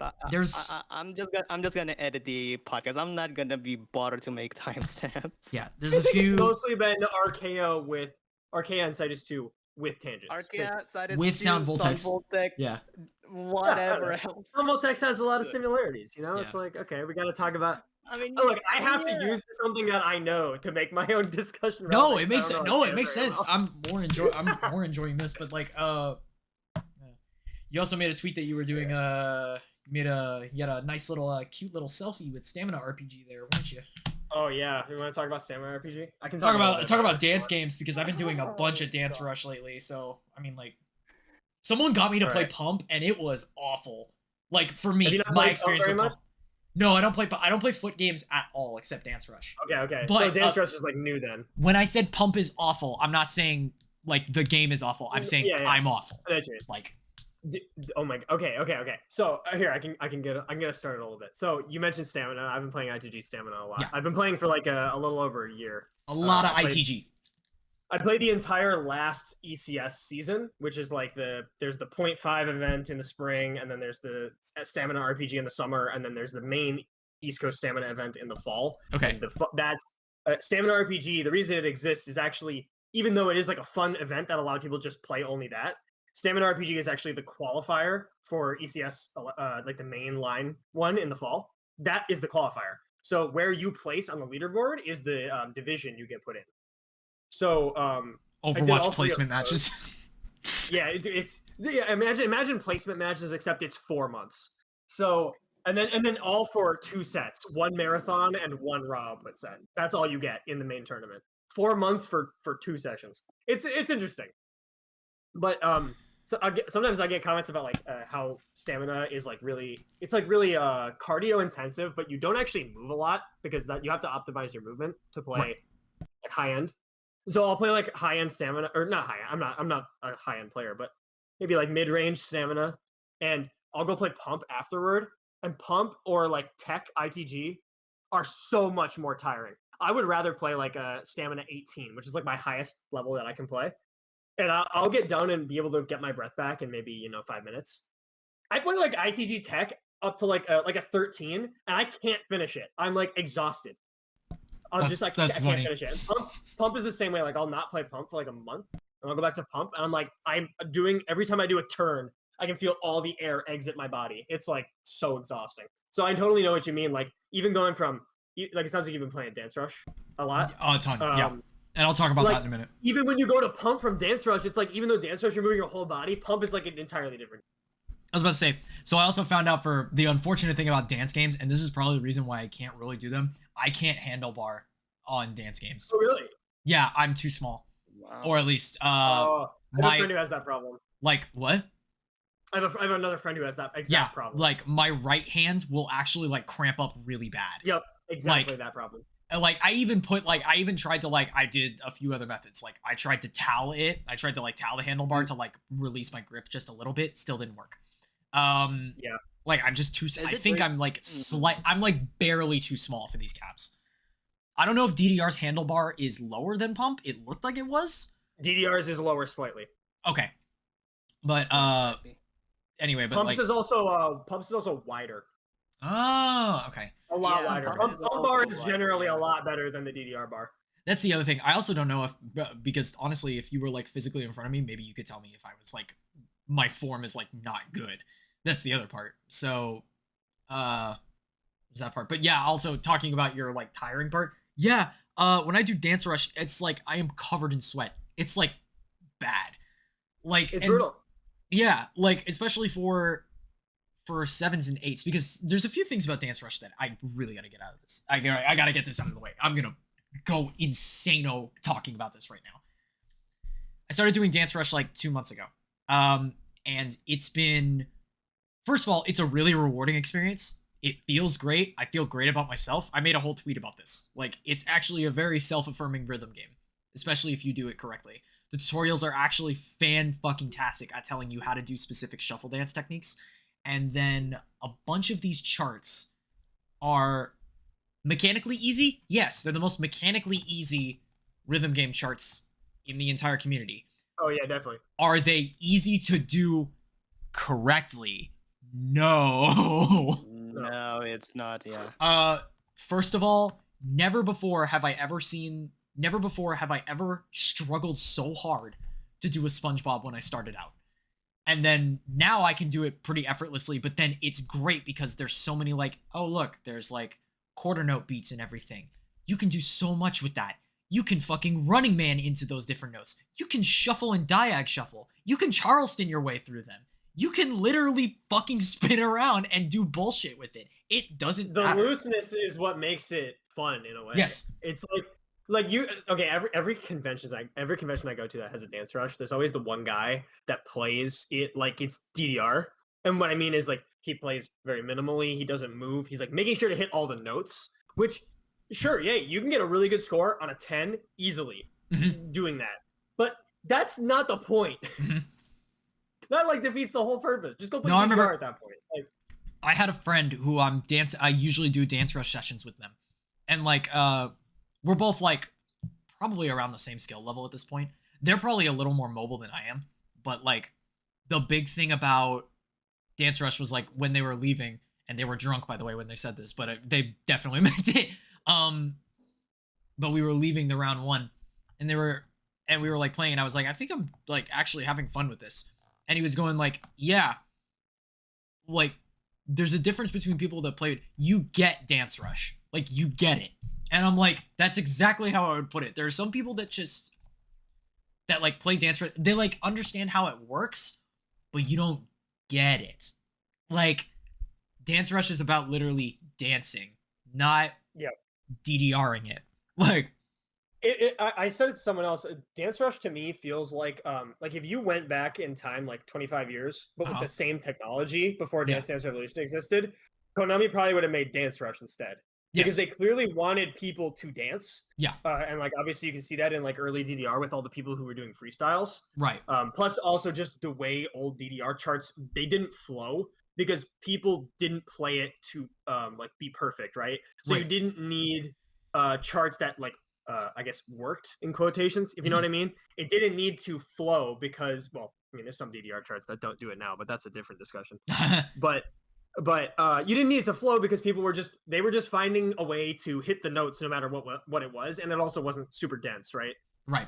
So that's why I always think, I'm like, if they went back in time and like made a different, if they were gonna make a dance game then with the technology now, they would have made Dance Rush because they want people to dance, and Dance Around is like the same idea. Yeah.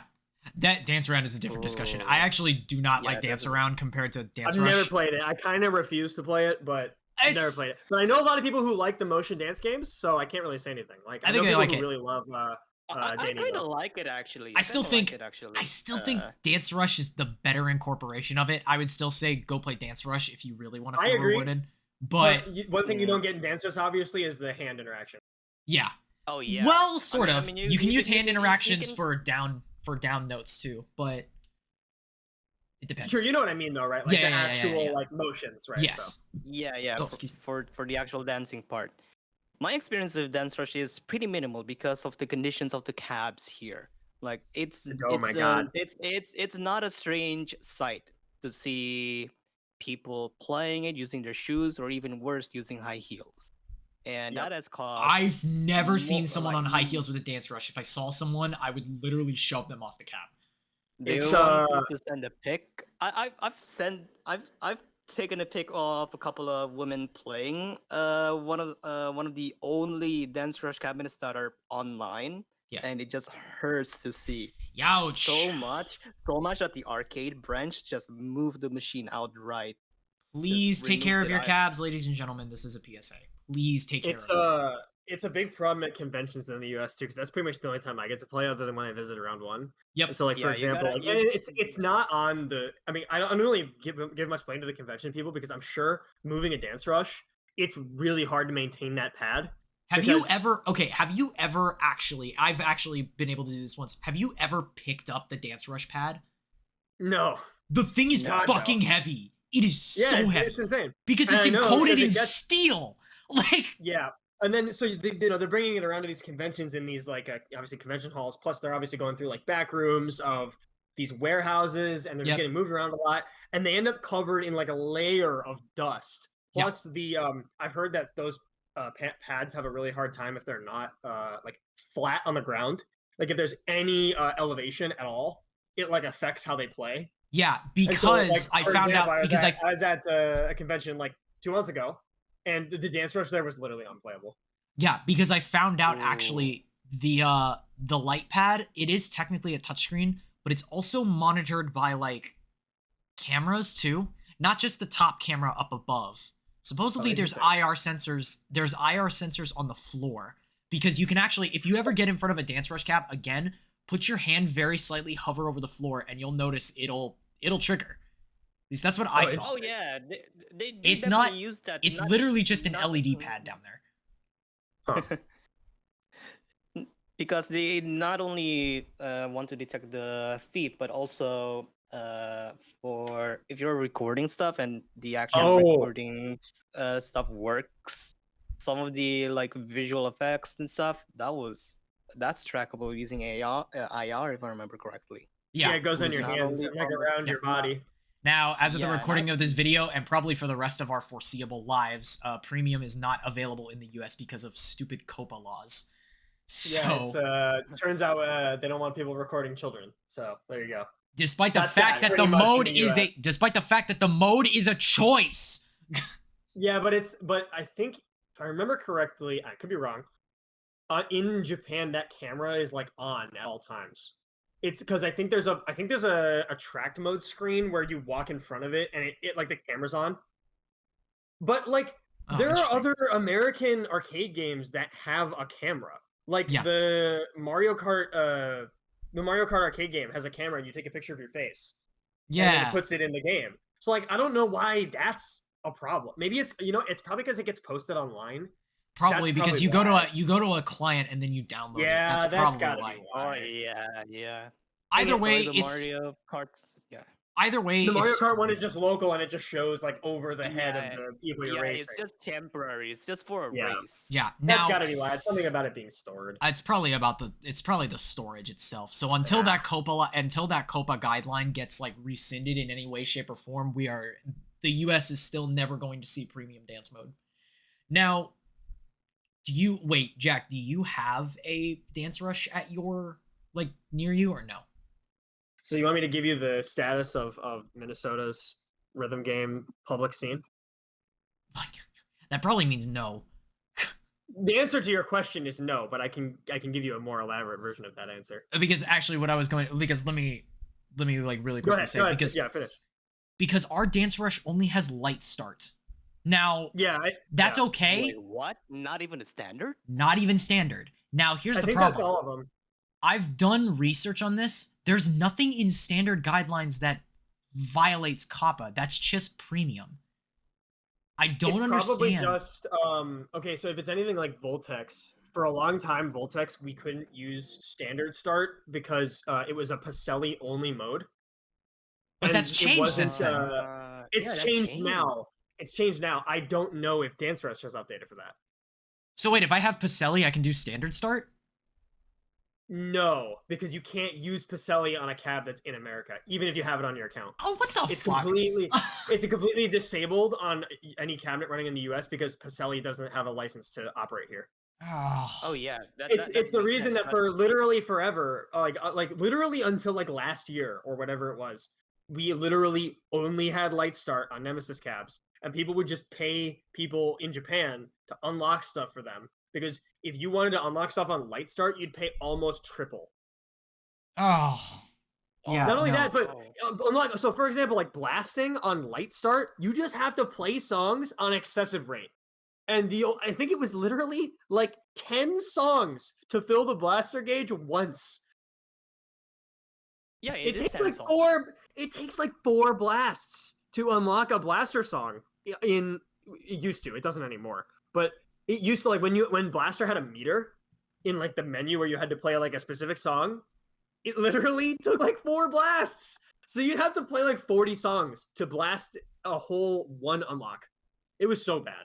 So I'm wondering if right now Dance Rush's standard start is only Pacelli, because when you're in Japan, almost no modes allow for credit standard start. I think Voltex was the only game that allowed it that I played. That means all right, Dance Rush players in the comments, please tell me about standard start. Please I could be tell wrong. me if I that's... could be totally wrong, but for the longest time, that was why Voltex didn't get it, because it was a Pacelli only mode. If there's anybody that can clarify that, please let me know. And that's also weird, because also the American cabs have the current like double Pacelli like notification popping up. Yeah, they do. They do get that. It's because it's the same server or whatever. Yeah, that's just funny because it's like, but I can't use Pacelli. Because a good example, right, is the reason that Valk and Lightning cabs have the credit now. Credit standard. I think it was that the version of the game got like when we got Valk and when we got Lightning, it's the U version of the game. So it's like any region. Yeah. So they added a credit mode for that but for the longest time on Nemesis cabs that we had here, it was still like the J cab. Right. So the J cab only had Pacelli, so we couldn't use the Pacelli features here because they changed. So the reason I bring up Okay. standard mode for Dance Rush is because there are literally songs that you can only get in extra stage that are locked, and they aren't going to be available until Konami eventually just force unlocks them, which does happen after a while, but it happens after a long time. So it does make me Yeah. wonder if the Dance Rush cabs are J cabs. Like, it's the same situation. I wonder if it's where it's like, this is a Japanese cabinet, so it doesn't have a credit mode. Probably.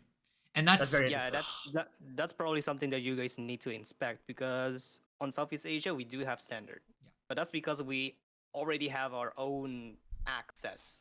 that reminds yeah, me of the test menu. Have you ever access. seen an IO board? Have you ever seen an IO board test for the Dance Rush cabs? It's very funny. Like the booting screen or like the actual in like the Like, service menu? So we had to fix it. I had to like actually tell them to, because sometimes Dance Rush cabs just need to be reset because sometimes the IR on the floor gets a little screwy. Like, you'll step and then it'll get like one spot over in the corner of your foot that just keeps multi-triggering. And so you'll just have to like, all you have to do is literally just restart the cab. That's about it. But it happens every once in a while. But I got to go into then we have to go into the test menu, and I was just with the mechanics, and I just decided to do that really quick.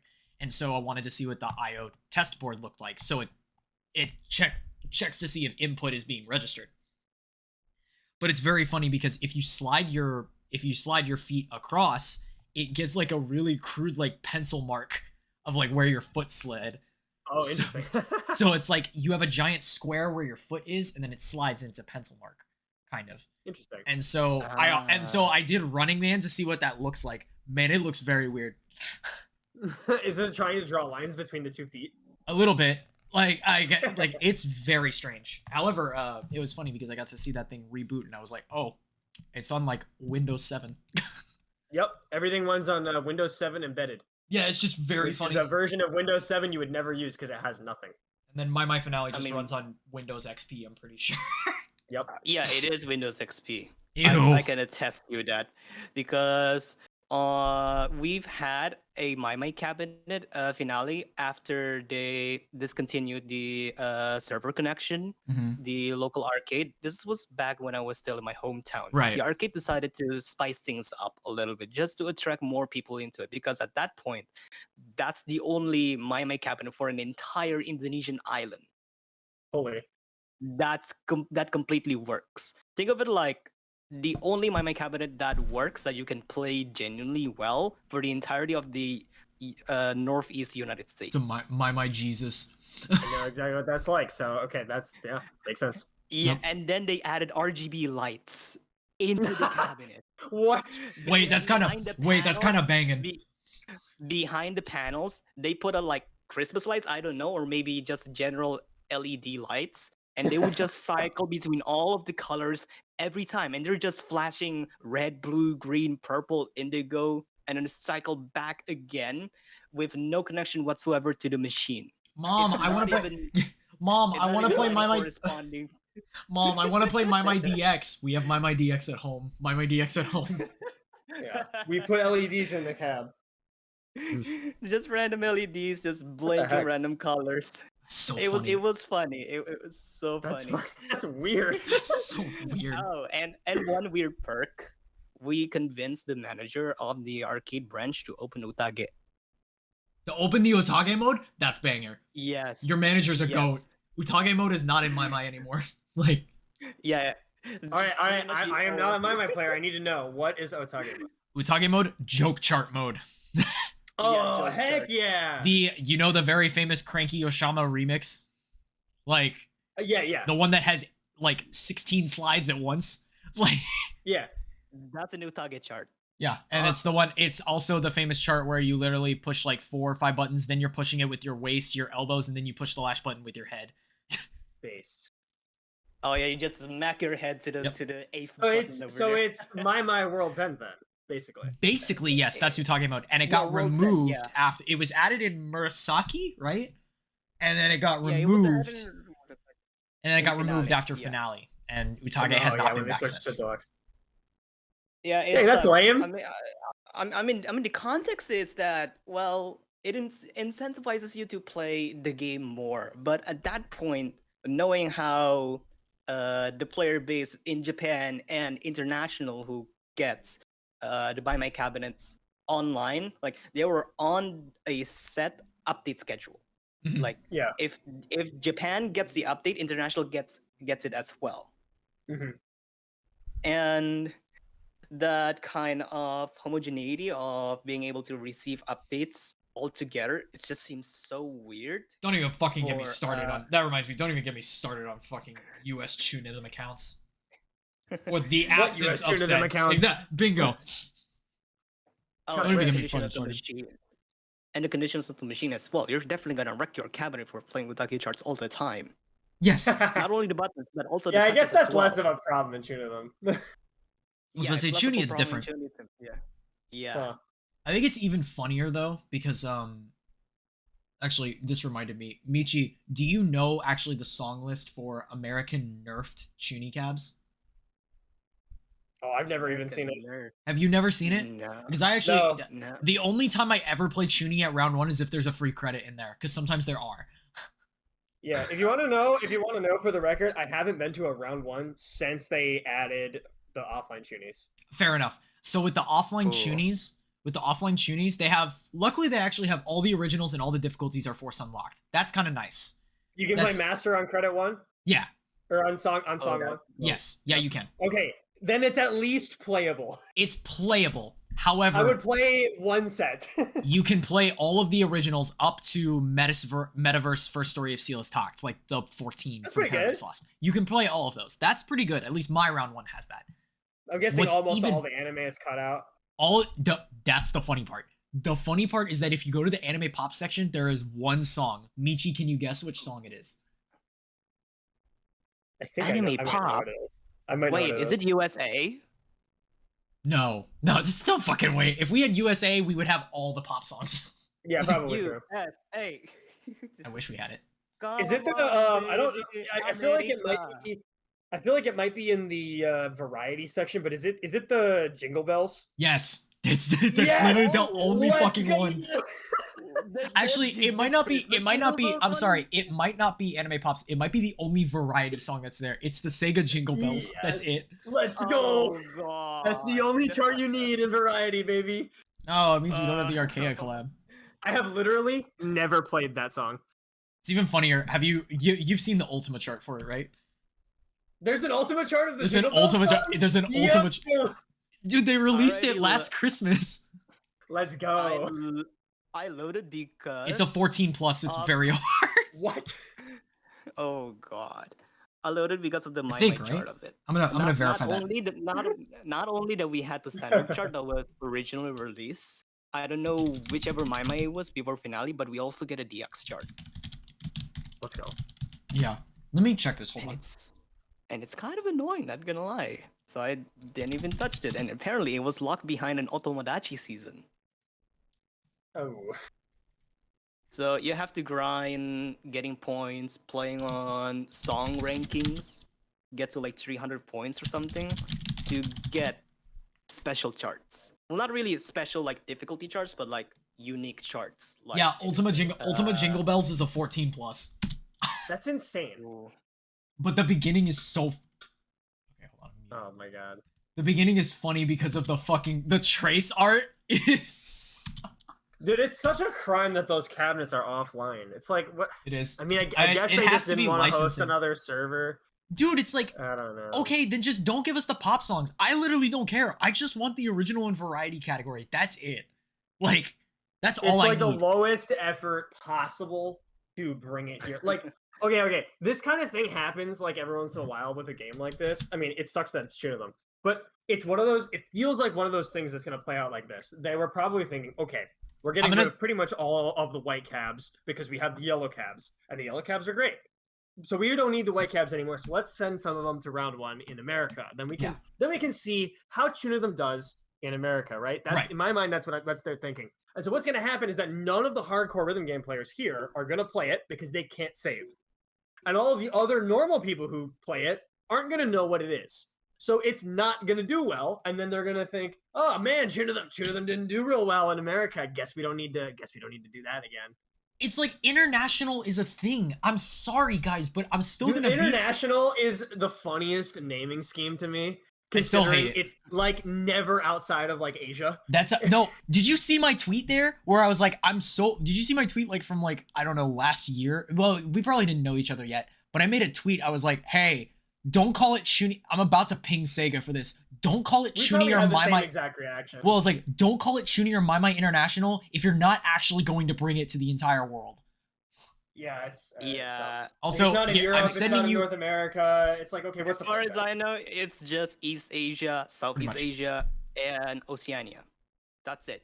I sent you a picture of the part of the very beginning of the Jingle Bells Ultima. Yeah, and that should tell you that should tell you everything you need to know about this chart. Okay, I just got it. Lovely. I'm really happy that they didn't I was a little bit afraid when they introduced Ultima that they were going to get rid of World's End. And I'm really happy that they didn't get rid of it. No, actually, it's really good. Yeah. Yeah, it's actually This is gonna annoy British people though, because they say Happy Christmas. True. I didn't even think about that. So Chuni, at least we have Chuni cabs in America. My didn't even get a chance. I mean, it got location tested, didn't it? No, it didn't. Dance Rush got location tested at round 1. Dance Rush got location tested in Las Vegas like a few years ago. Oh wait, and it didn't pass. My got tested at a Dave & Buster's. Oh really? Hold on, let me find it. Was it Finale though? Because if it's Finale, I'm sorry, the US. I was about to say, if it's Finale and like the old cabs, I don't think anyone cares. At least not. It was oh my god, was this actually 7 years ago? Holy, I'm old. Okay, it's definitely definitely Finale.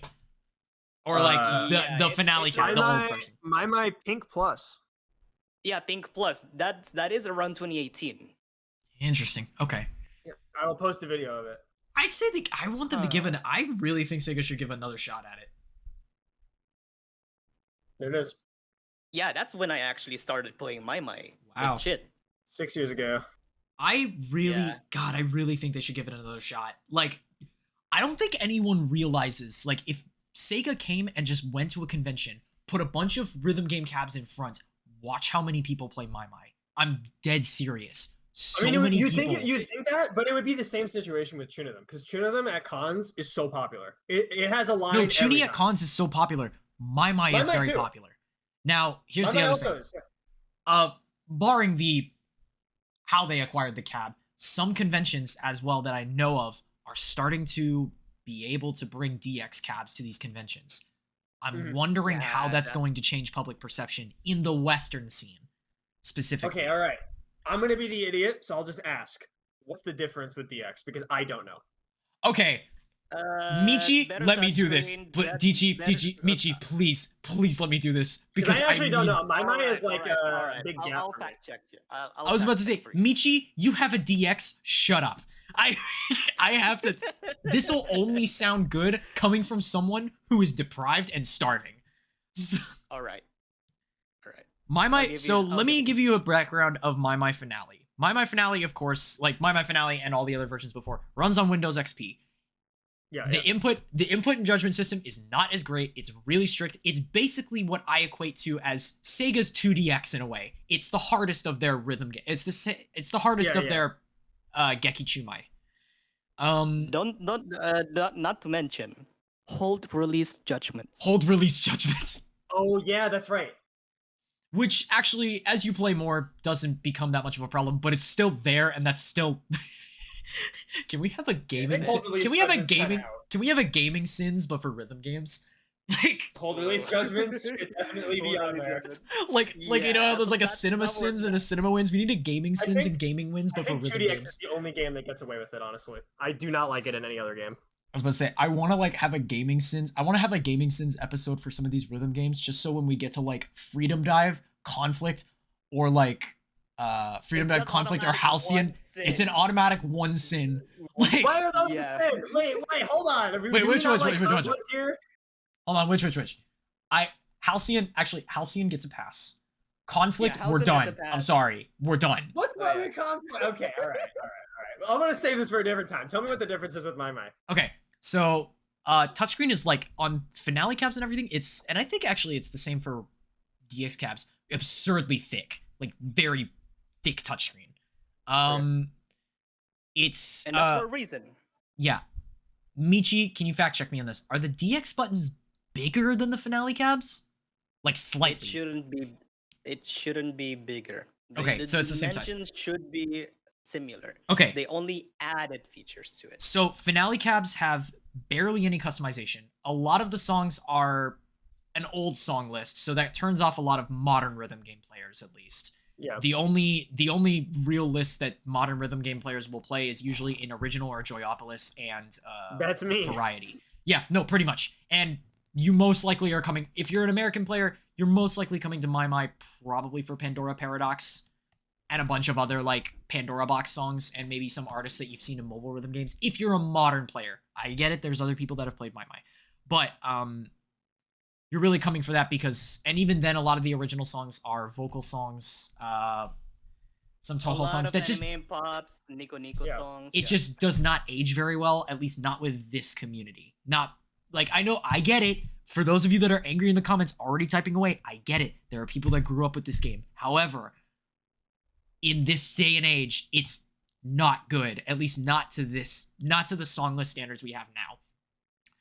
DX has better customization systems, much wider variety of songs, better charting. Let me point out that early My Blue charting is atrocious. It's oh yeah. Get happy. Beat of Mind, In Chaos, Old System Z. I'm getting Infinite Infection vibes here. I don't. Yeah. More like Sound Voltaic's booth vibes. Well, I mean, look, booth vibes, booth charts just don't do anything. They just don't have anything. Yeah. Okay, that's different. This one is like Daichu, and I only press the buttons. Let's put it this way: the charters were not afraid to experiment. Okay. In My, in like sure, base My, in base My, out of all the experimenting charts, they were aggressive. Like there are some patterns that are straight up unfair. I think it's like there's one chart in My, I don't remember which one it is, where the expert is actually harder than the master. I don't remember which one it is. It's an early chart. Is it actually rated harder? What? No, I think it's, like it's the same. It's the same rating, but by constant, it's harder. Okay. It's definitely not the same situation with having a song with the same difficulty of master and remaster. Yeah. That's a complete. It's not like Drop Dead. It's not like Drop Dead and Arcaea, where the present is literally rated harder than the future. That was what I was wondering. Okay. DX has a variety of better customization options, better music selection, a headphone jack. Yeah. Okay. Yes. Much better judgment system. I think the judgment is a little better than it was in Finale. A little more friendly to people who maybe want to play touchscreen only. Some people play touchscreen only on My, which is totally fine. You can totally perfect charts as well as button players. No hold judgment releasing. They just got rid of it completely. Yeah, they got rid of it completely. Get rid of it. God bless. With the exchange and a ton of break notes. Yeah, fuck ton of break notes, new types of notes, especially if you're looking at Festival and Festival Plus. So this is literally just like 2DX. It's like they updated the game and made it different. It's literally they literally took everything that was bad with My and then made it better. Because My Finale was technically supposed to be the end of the game, and then they brought it back. It's kind of was there a gap? Was there like a big gap? Maybe it was a it's sort of 1.5 year gap for international and a 1 year gap for Japan. That's the point where Sega decided to completely separate everything outside of Japan, so that if they want to have some kind of exclusivity deal, like completely barring international players from playing certain region locks Japanese songs, then they wouldn't really have to worry about that, because there is quite an epidemic of international players loaning their accounts to Japanese players to unlock region lock songs, like Right. anime songs and such. Oh. And that really became a huge problem for my mind. So that's why it is separated. You said enemies. You said regions. enemy songs, and I for a second thought you were talking about me. And I was like, I don't have anything in my mind. Wait, What the fuck? so wait, am I understanding right that you could unlock songs that were not available in your region, quote unquote, and it would let you play them? Yeah, kinda. Yes. So like a song you could only unlock in Japan, but if you did it like by giving someone your account, you could play it in. That's weird. It is a little Unlock weird. in Japan and then play it outside. Yeah. That's because- bizarre. So Okay, interesting. there's a few things though. Important thing to mention is that international is like very close behind in terms of updates with regular. In fact, they might even be almost up to date with them. Okay. Yeah, back in Finale, yeah. Other thing I should mention about DX. CHUNITHM's usually behind it. Yeah, Chuni is very behind. In terms of some of the customizations, there's also a character, the kind of team function. You can set aside like 5 characters that represent your profile, at least on DX and onward. So you can have like a bunch of characters that are expertly drawn. And I'm talking like they kind of took a page out of Chuni's book with like the character customization and everything, and like added it into My, and it really works well. The characters don't do anything in My, but they're really nice. They definitely give you a boost, a 1 kilometer boost to travel through their. Oh yeah, they also took the map. They took the mode. They have a world. They have a map system very similar to Chuni. Okay. I think the other thing to mention is a lot of quality of life and like UI changes, like if you want to like change offset and how notes appear, and so on and so forth. Sounds like it's just better. It's straight up just better. DX cabs also have DX cabs also got premium time. Like most rhythm games have been getting nowadays. Yeah. Only in Japan, sadly. Other than that, literally when you get a DX cab, there is no reason for you to go back to Finale unless it's nostalgia. The only reason to go back to Finale and previous versions is literally just Utage. That's it. Oh yeah, the only reason why I came back to Finale is either to wait during a line to play My DX. Classic. Yeah, like the nearby arcade. Like my nearby arcade, there's 2 arcades. One of which is the one that I reliably play on, but the other one they have both DX and My Finale.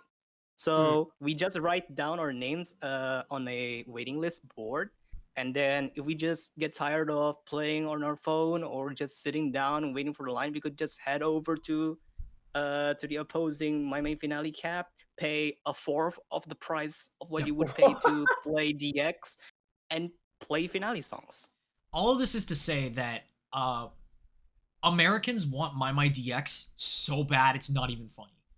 Interesting. Okay, My DX just sounds better. Yeah, it's straight up just better.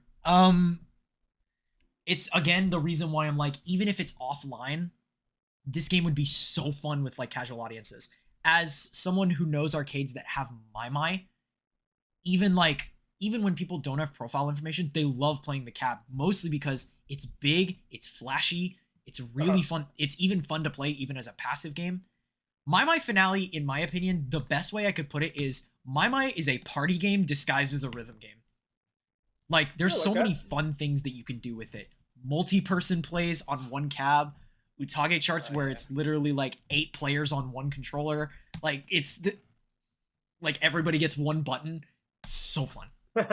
Yeah, that's the hand-in-hand chart. The Oshama Scramble, the very famous Oshama Scramble Utage one, where you literally do one slide and then you switch to the next cab and then you keep going. This reminds me of like pump it up co-ops. Yeah, pretty much. Like the ones where Pump It Up, like it shows that, except it's Pump It Up actually has the arrows where it goes, okay, now go around. Like sometimes it does, yeah. Oh, yeah, you can do that. Or even that one video where someone played the advanced chart, even though it is advanced, you're playing Caramel Dancing, both cabs only on your own.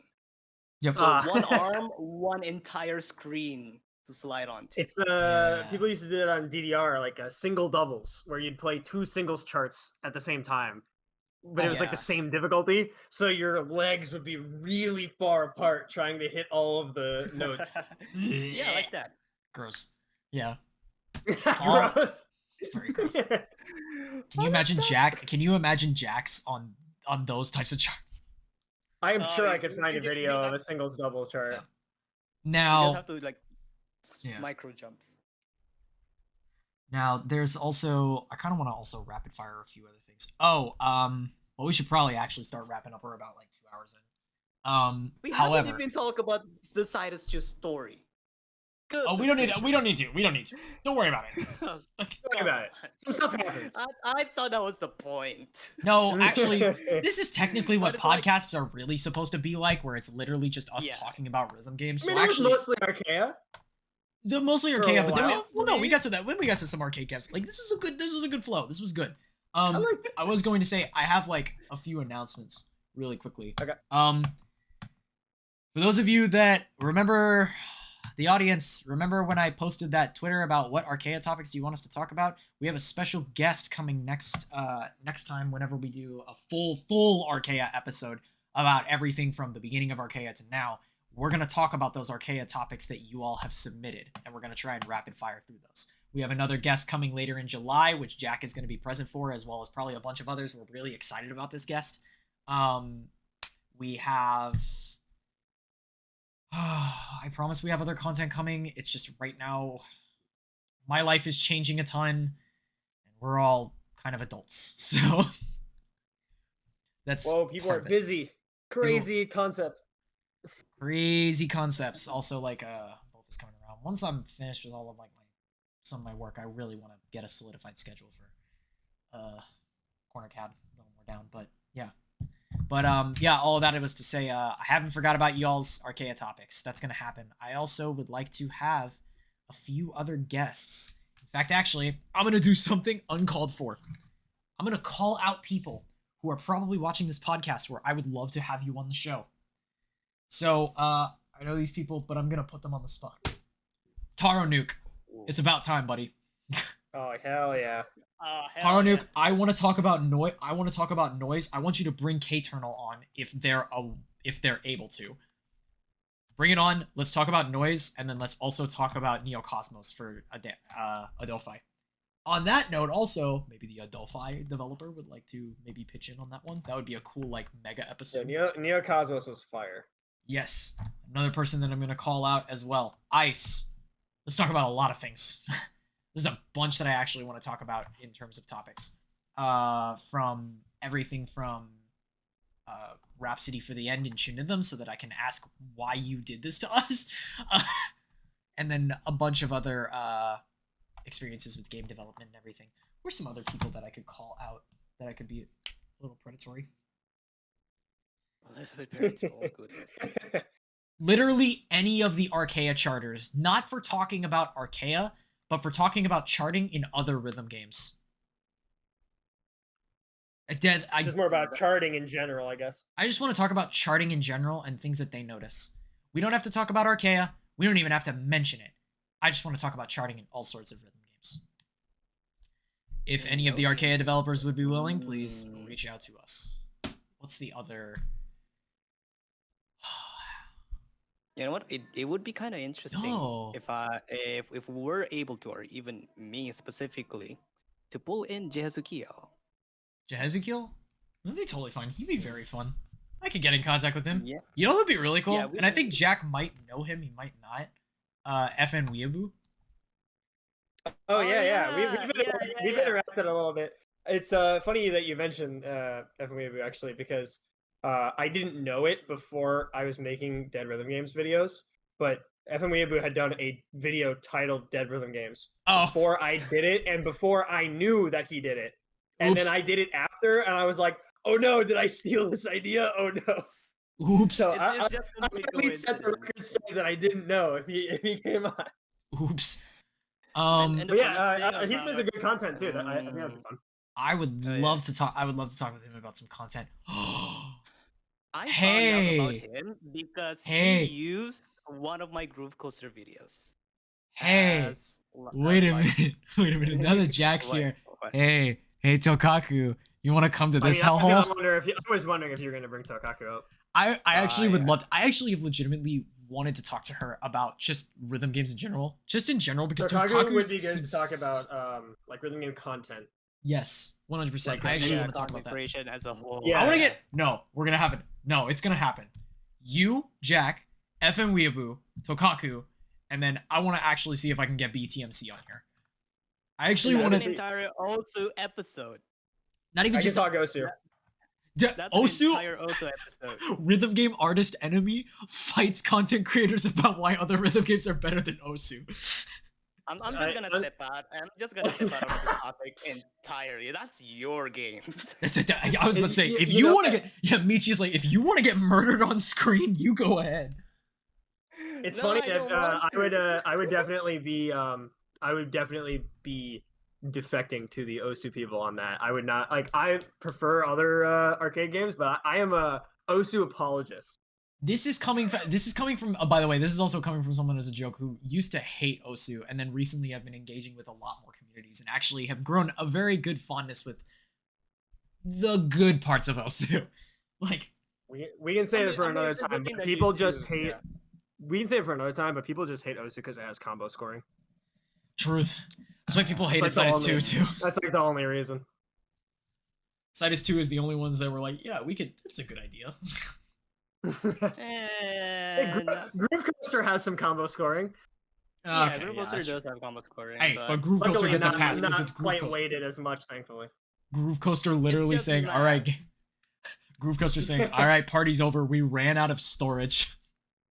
Yeah, I think it'd be interesting to have content creators on to talk about it because I think, heck, the reason I'm even here and relevant in any way is because there's no rhythm game content creators at all. Yeah, please, if anyone in the comments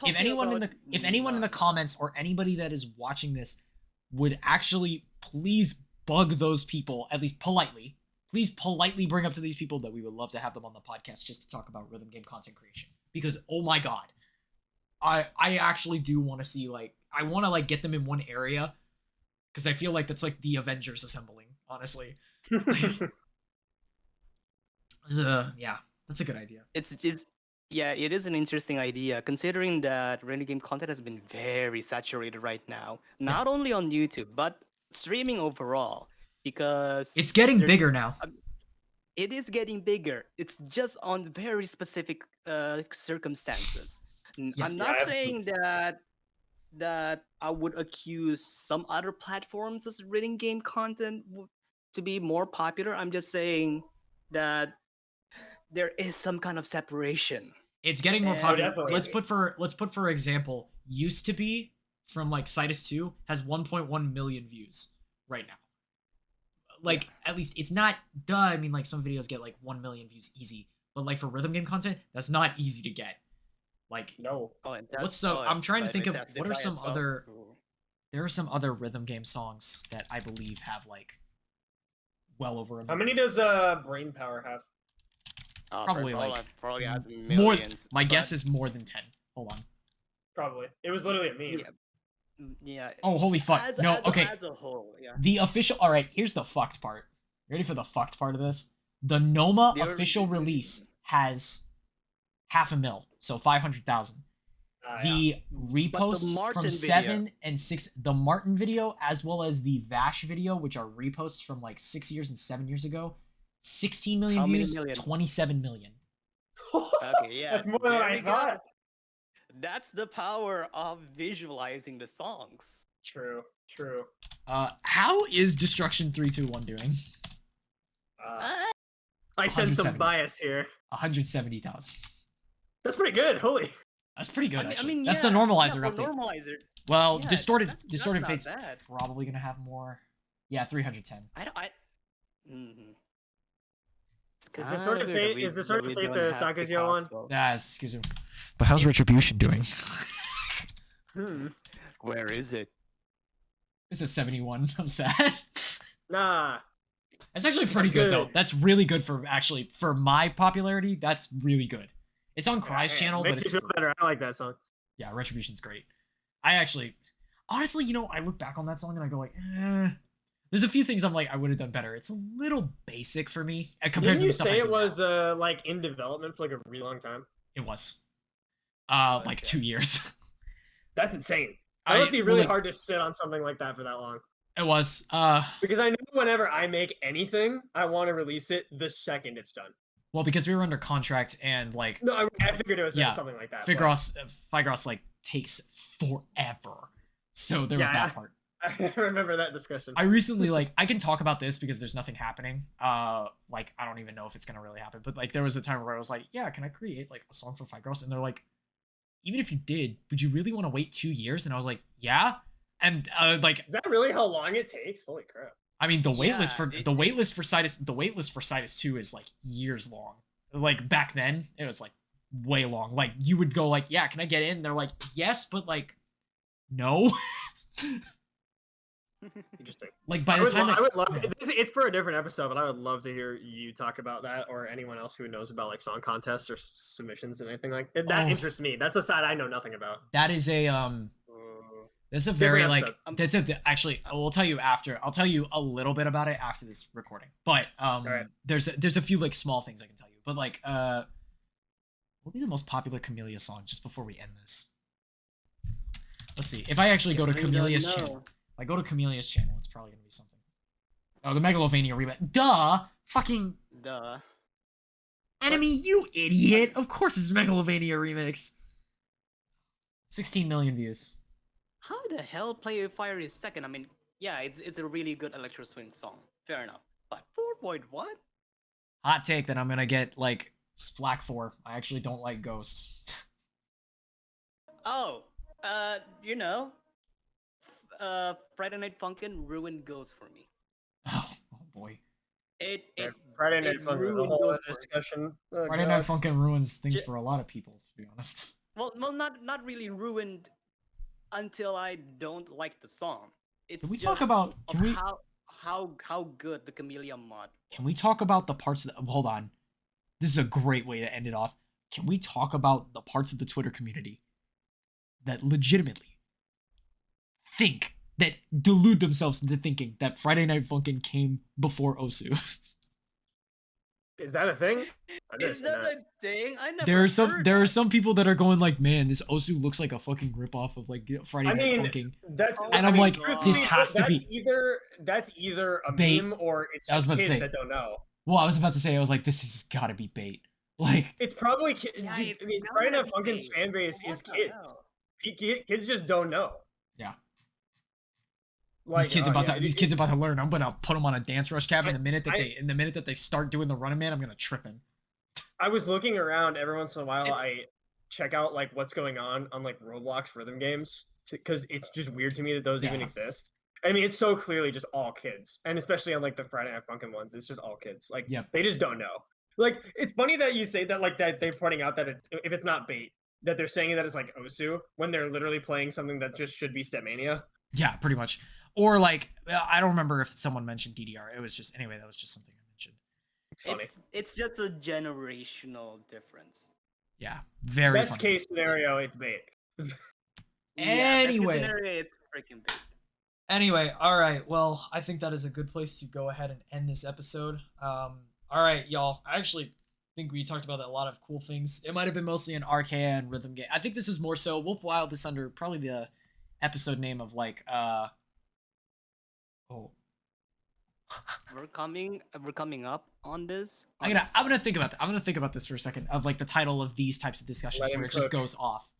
But we'll cook. I gotta cook. This has gotta simmer for a few days. Anyway, all right. Well, thank you all, everybody. We'll be back for another episode another time with hopefully some guests and hopefully still hoping a regular upload schedule. I put a bunch of hopes in there so that we could hope. Anyway. Well, I'm Enemy, that's Michiko, that's Jack. We're all signing off. See y'all later. Bye! See ya! Bye!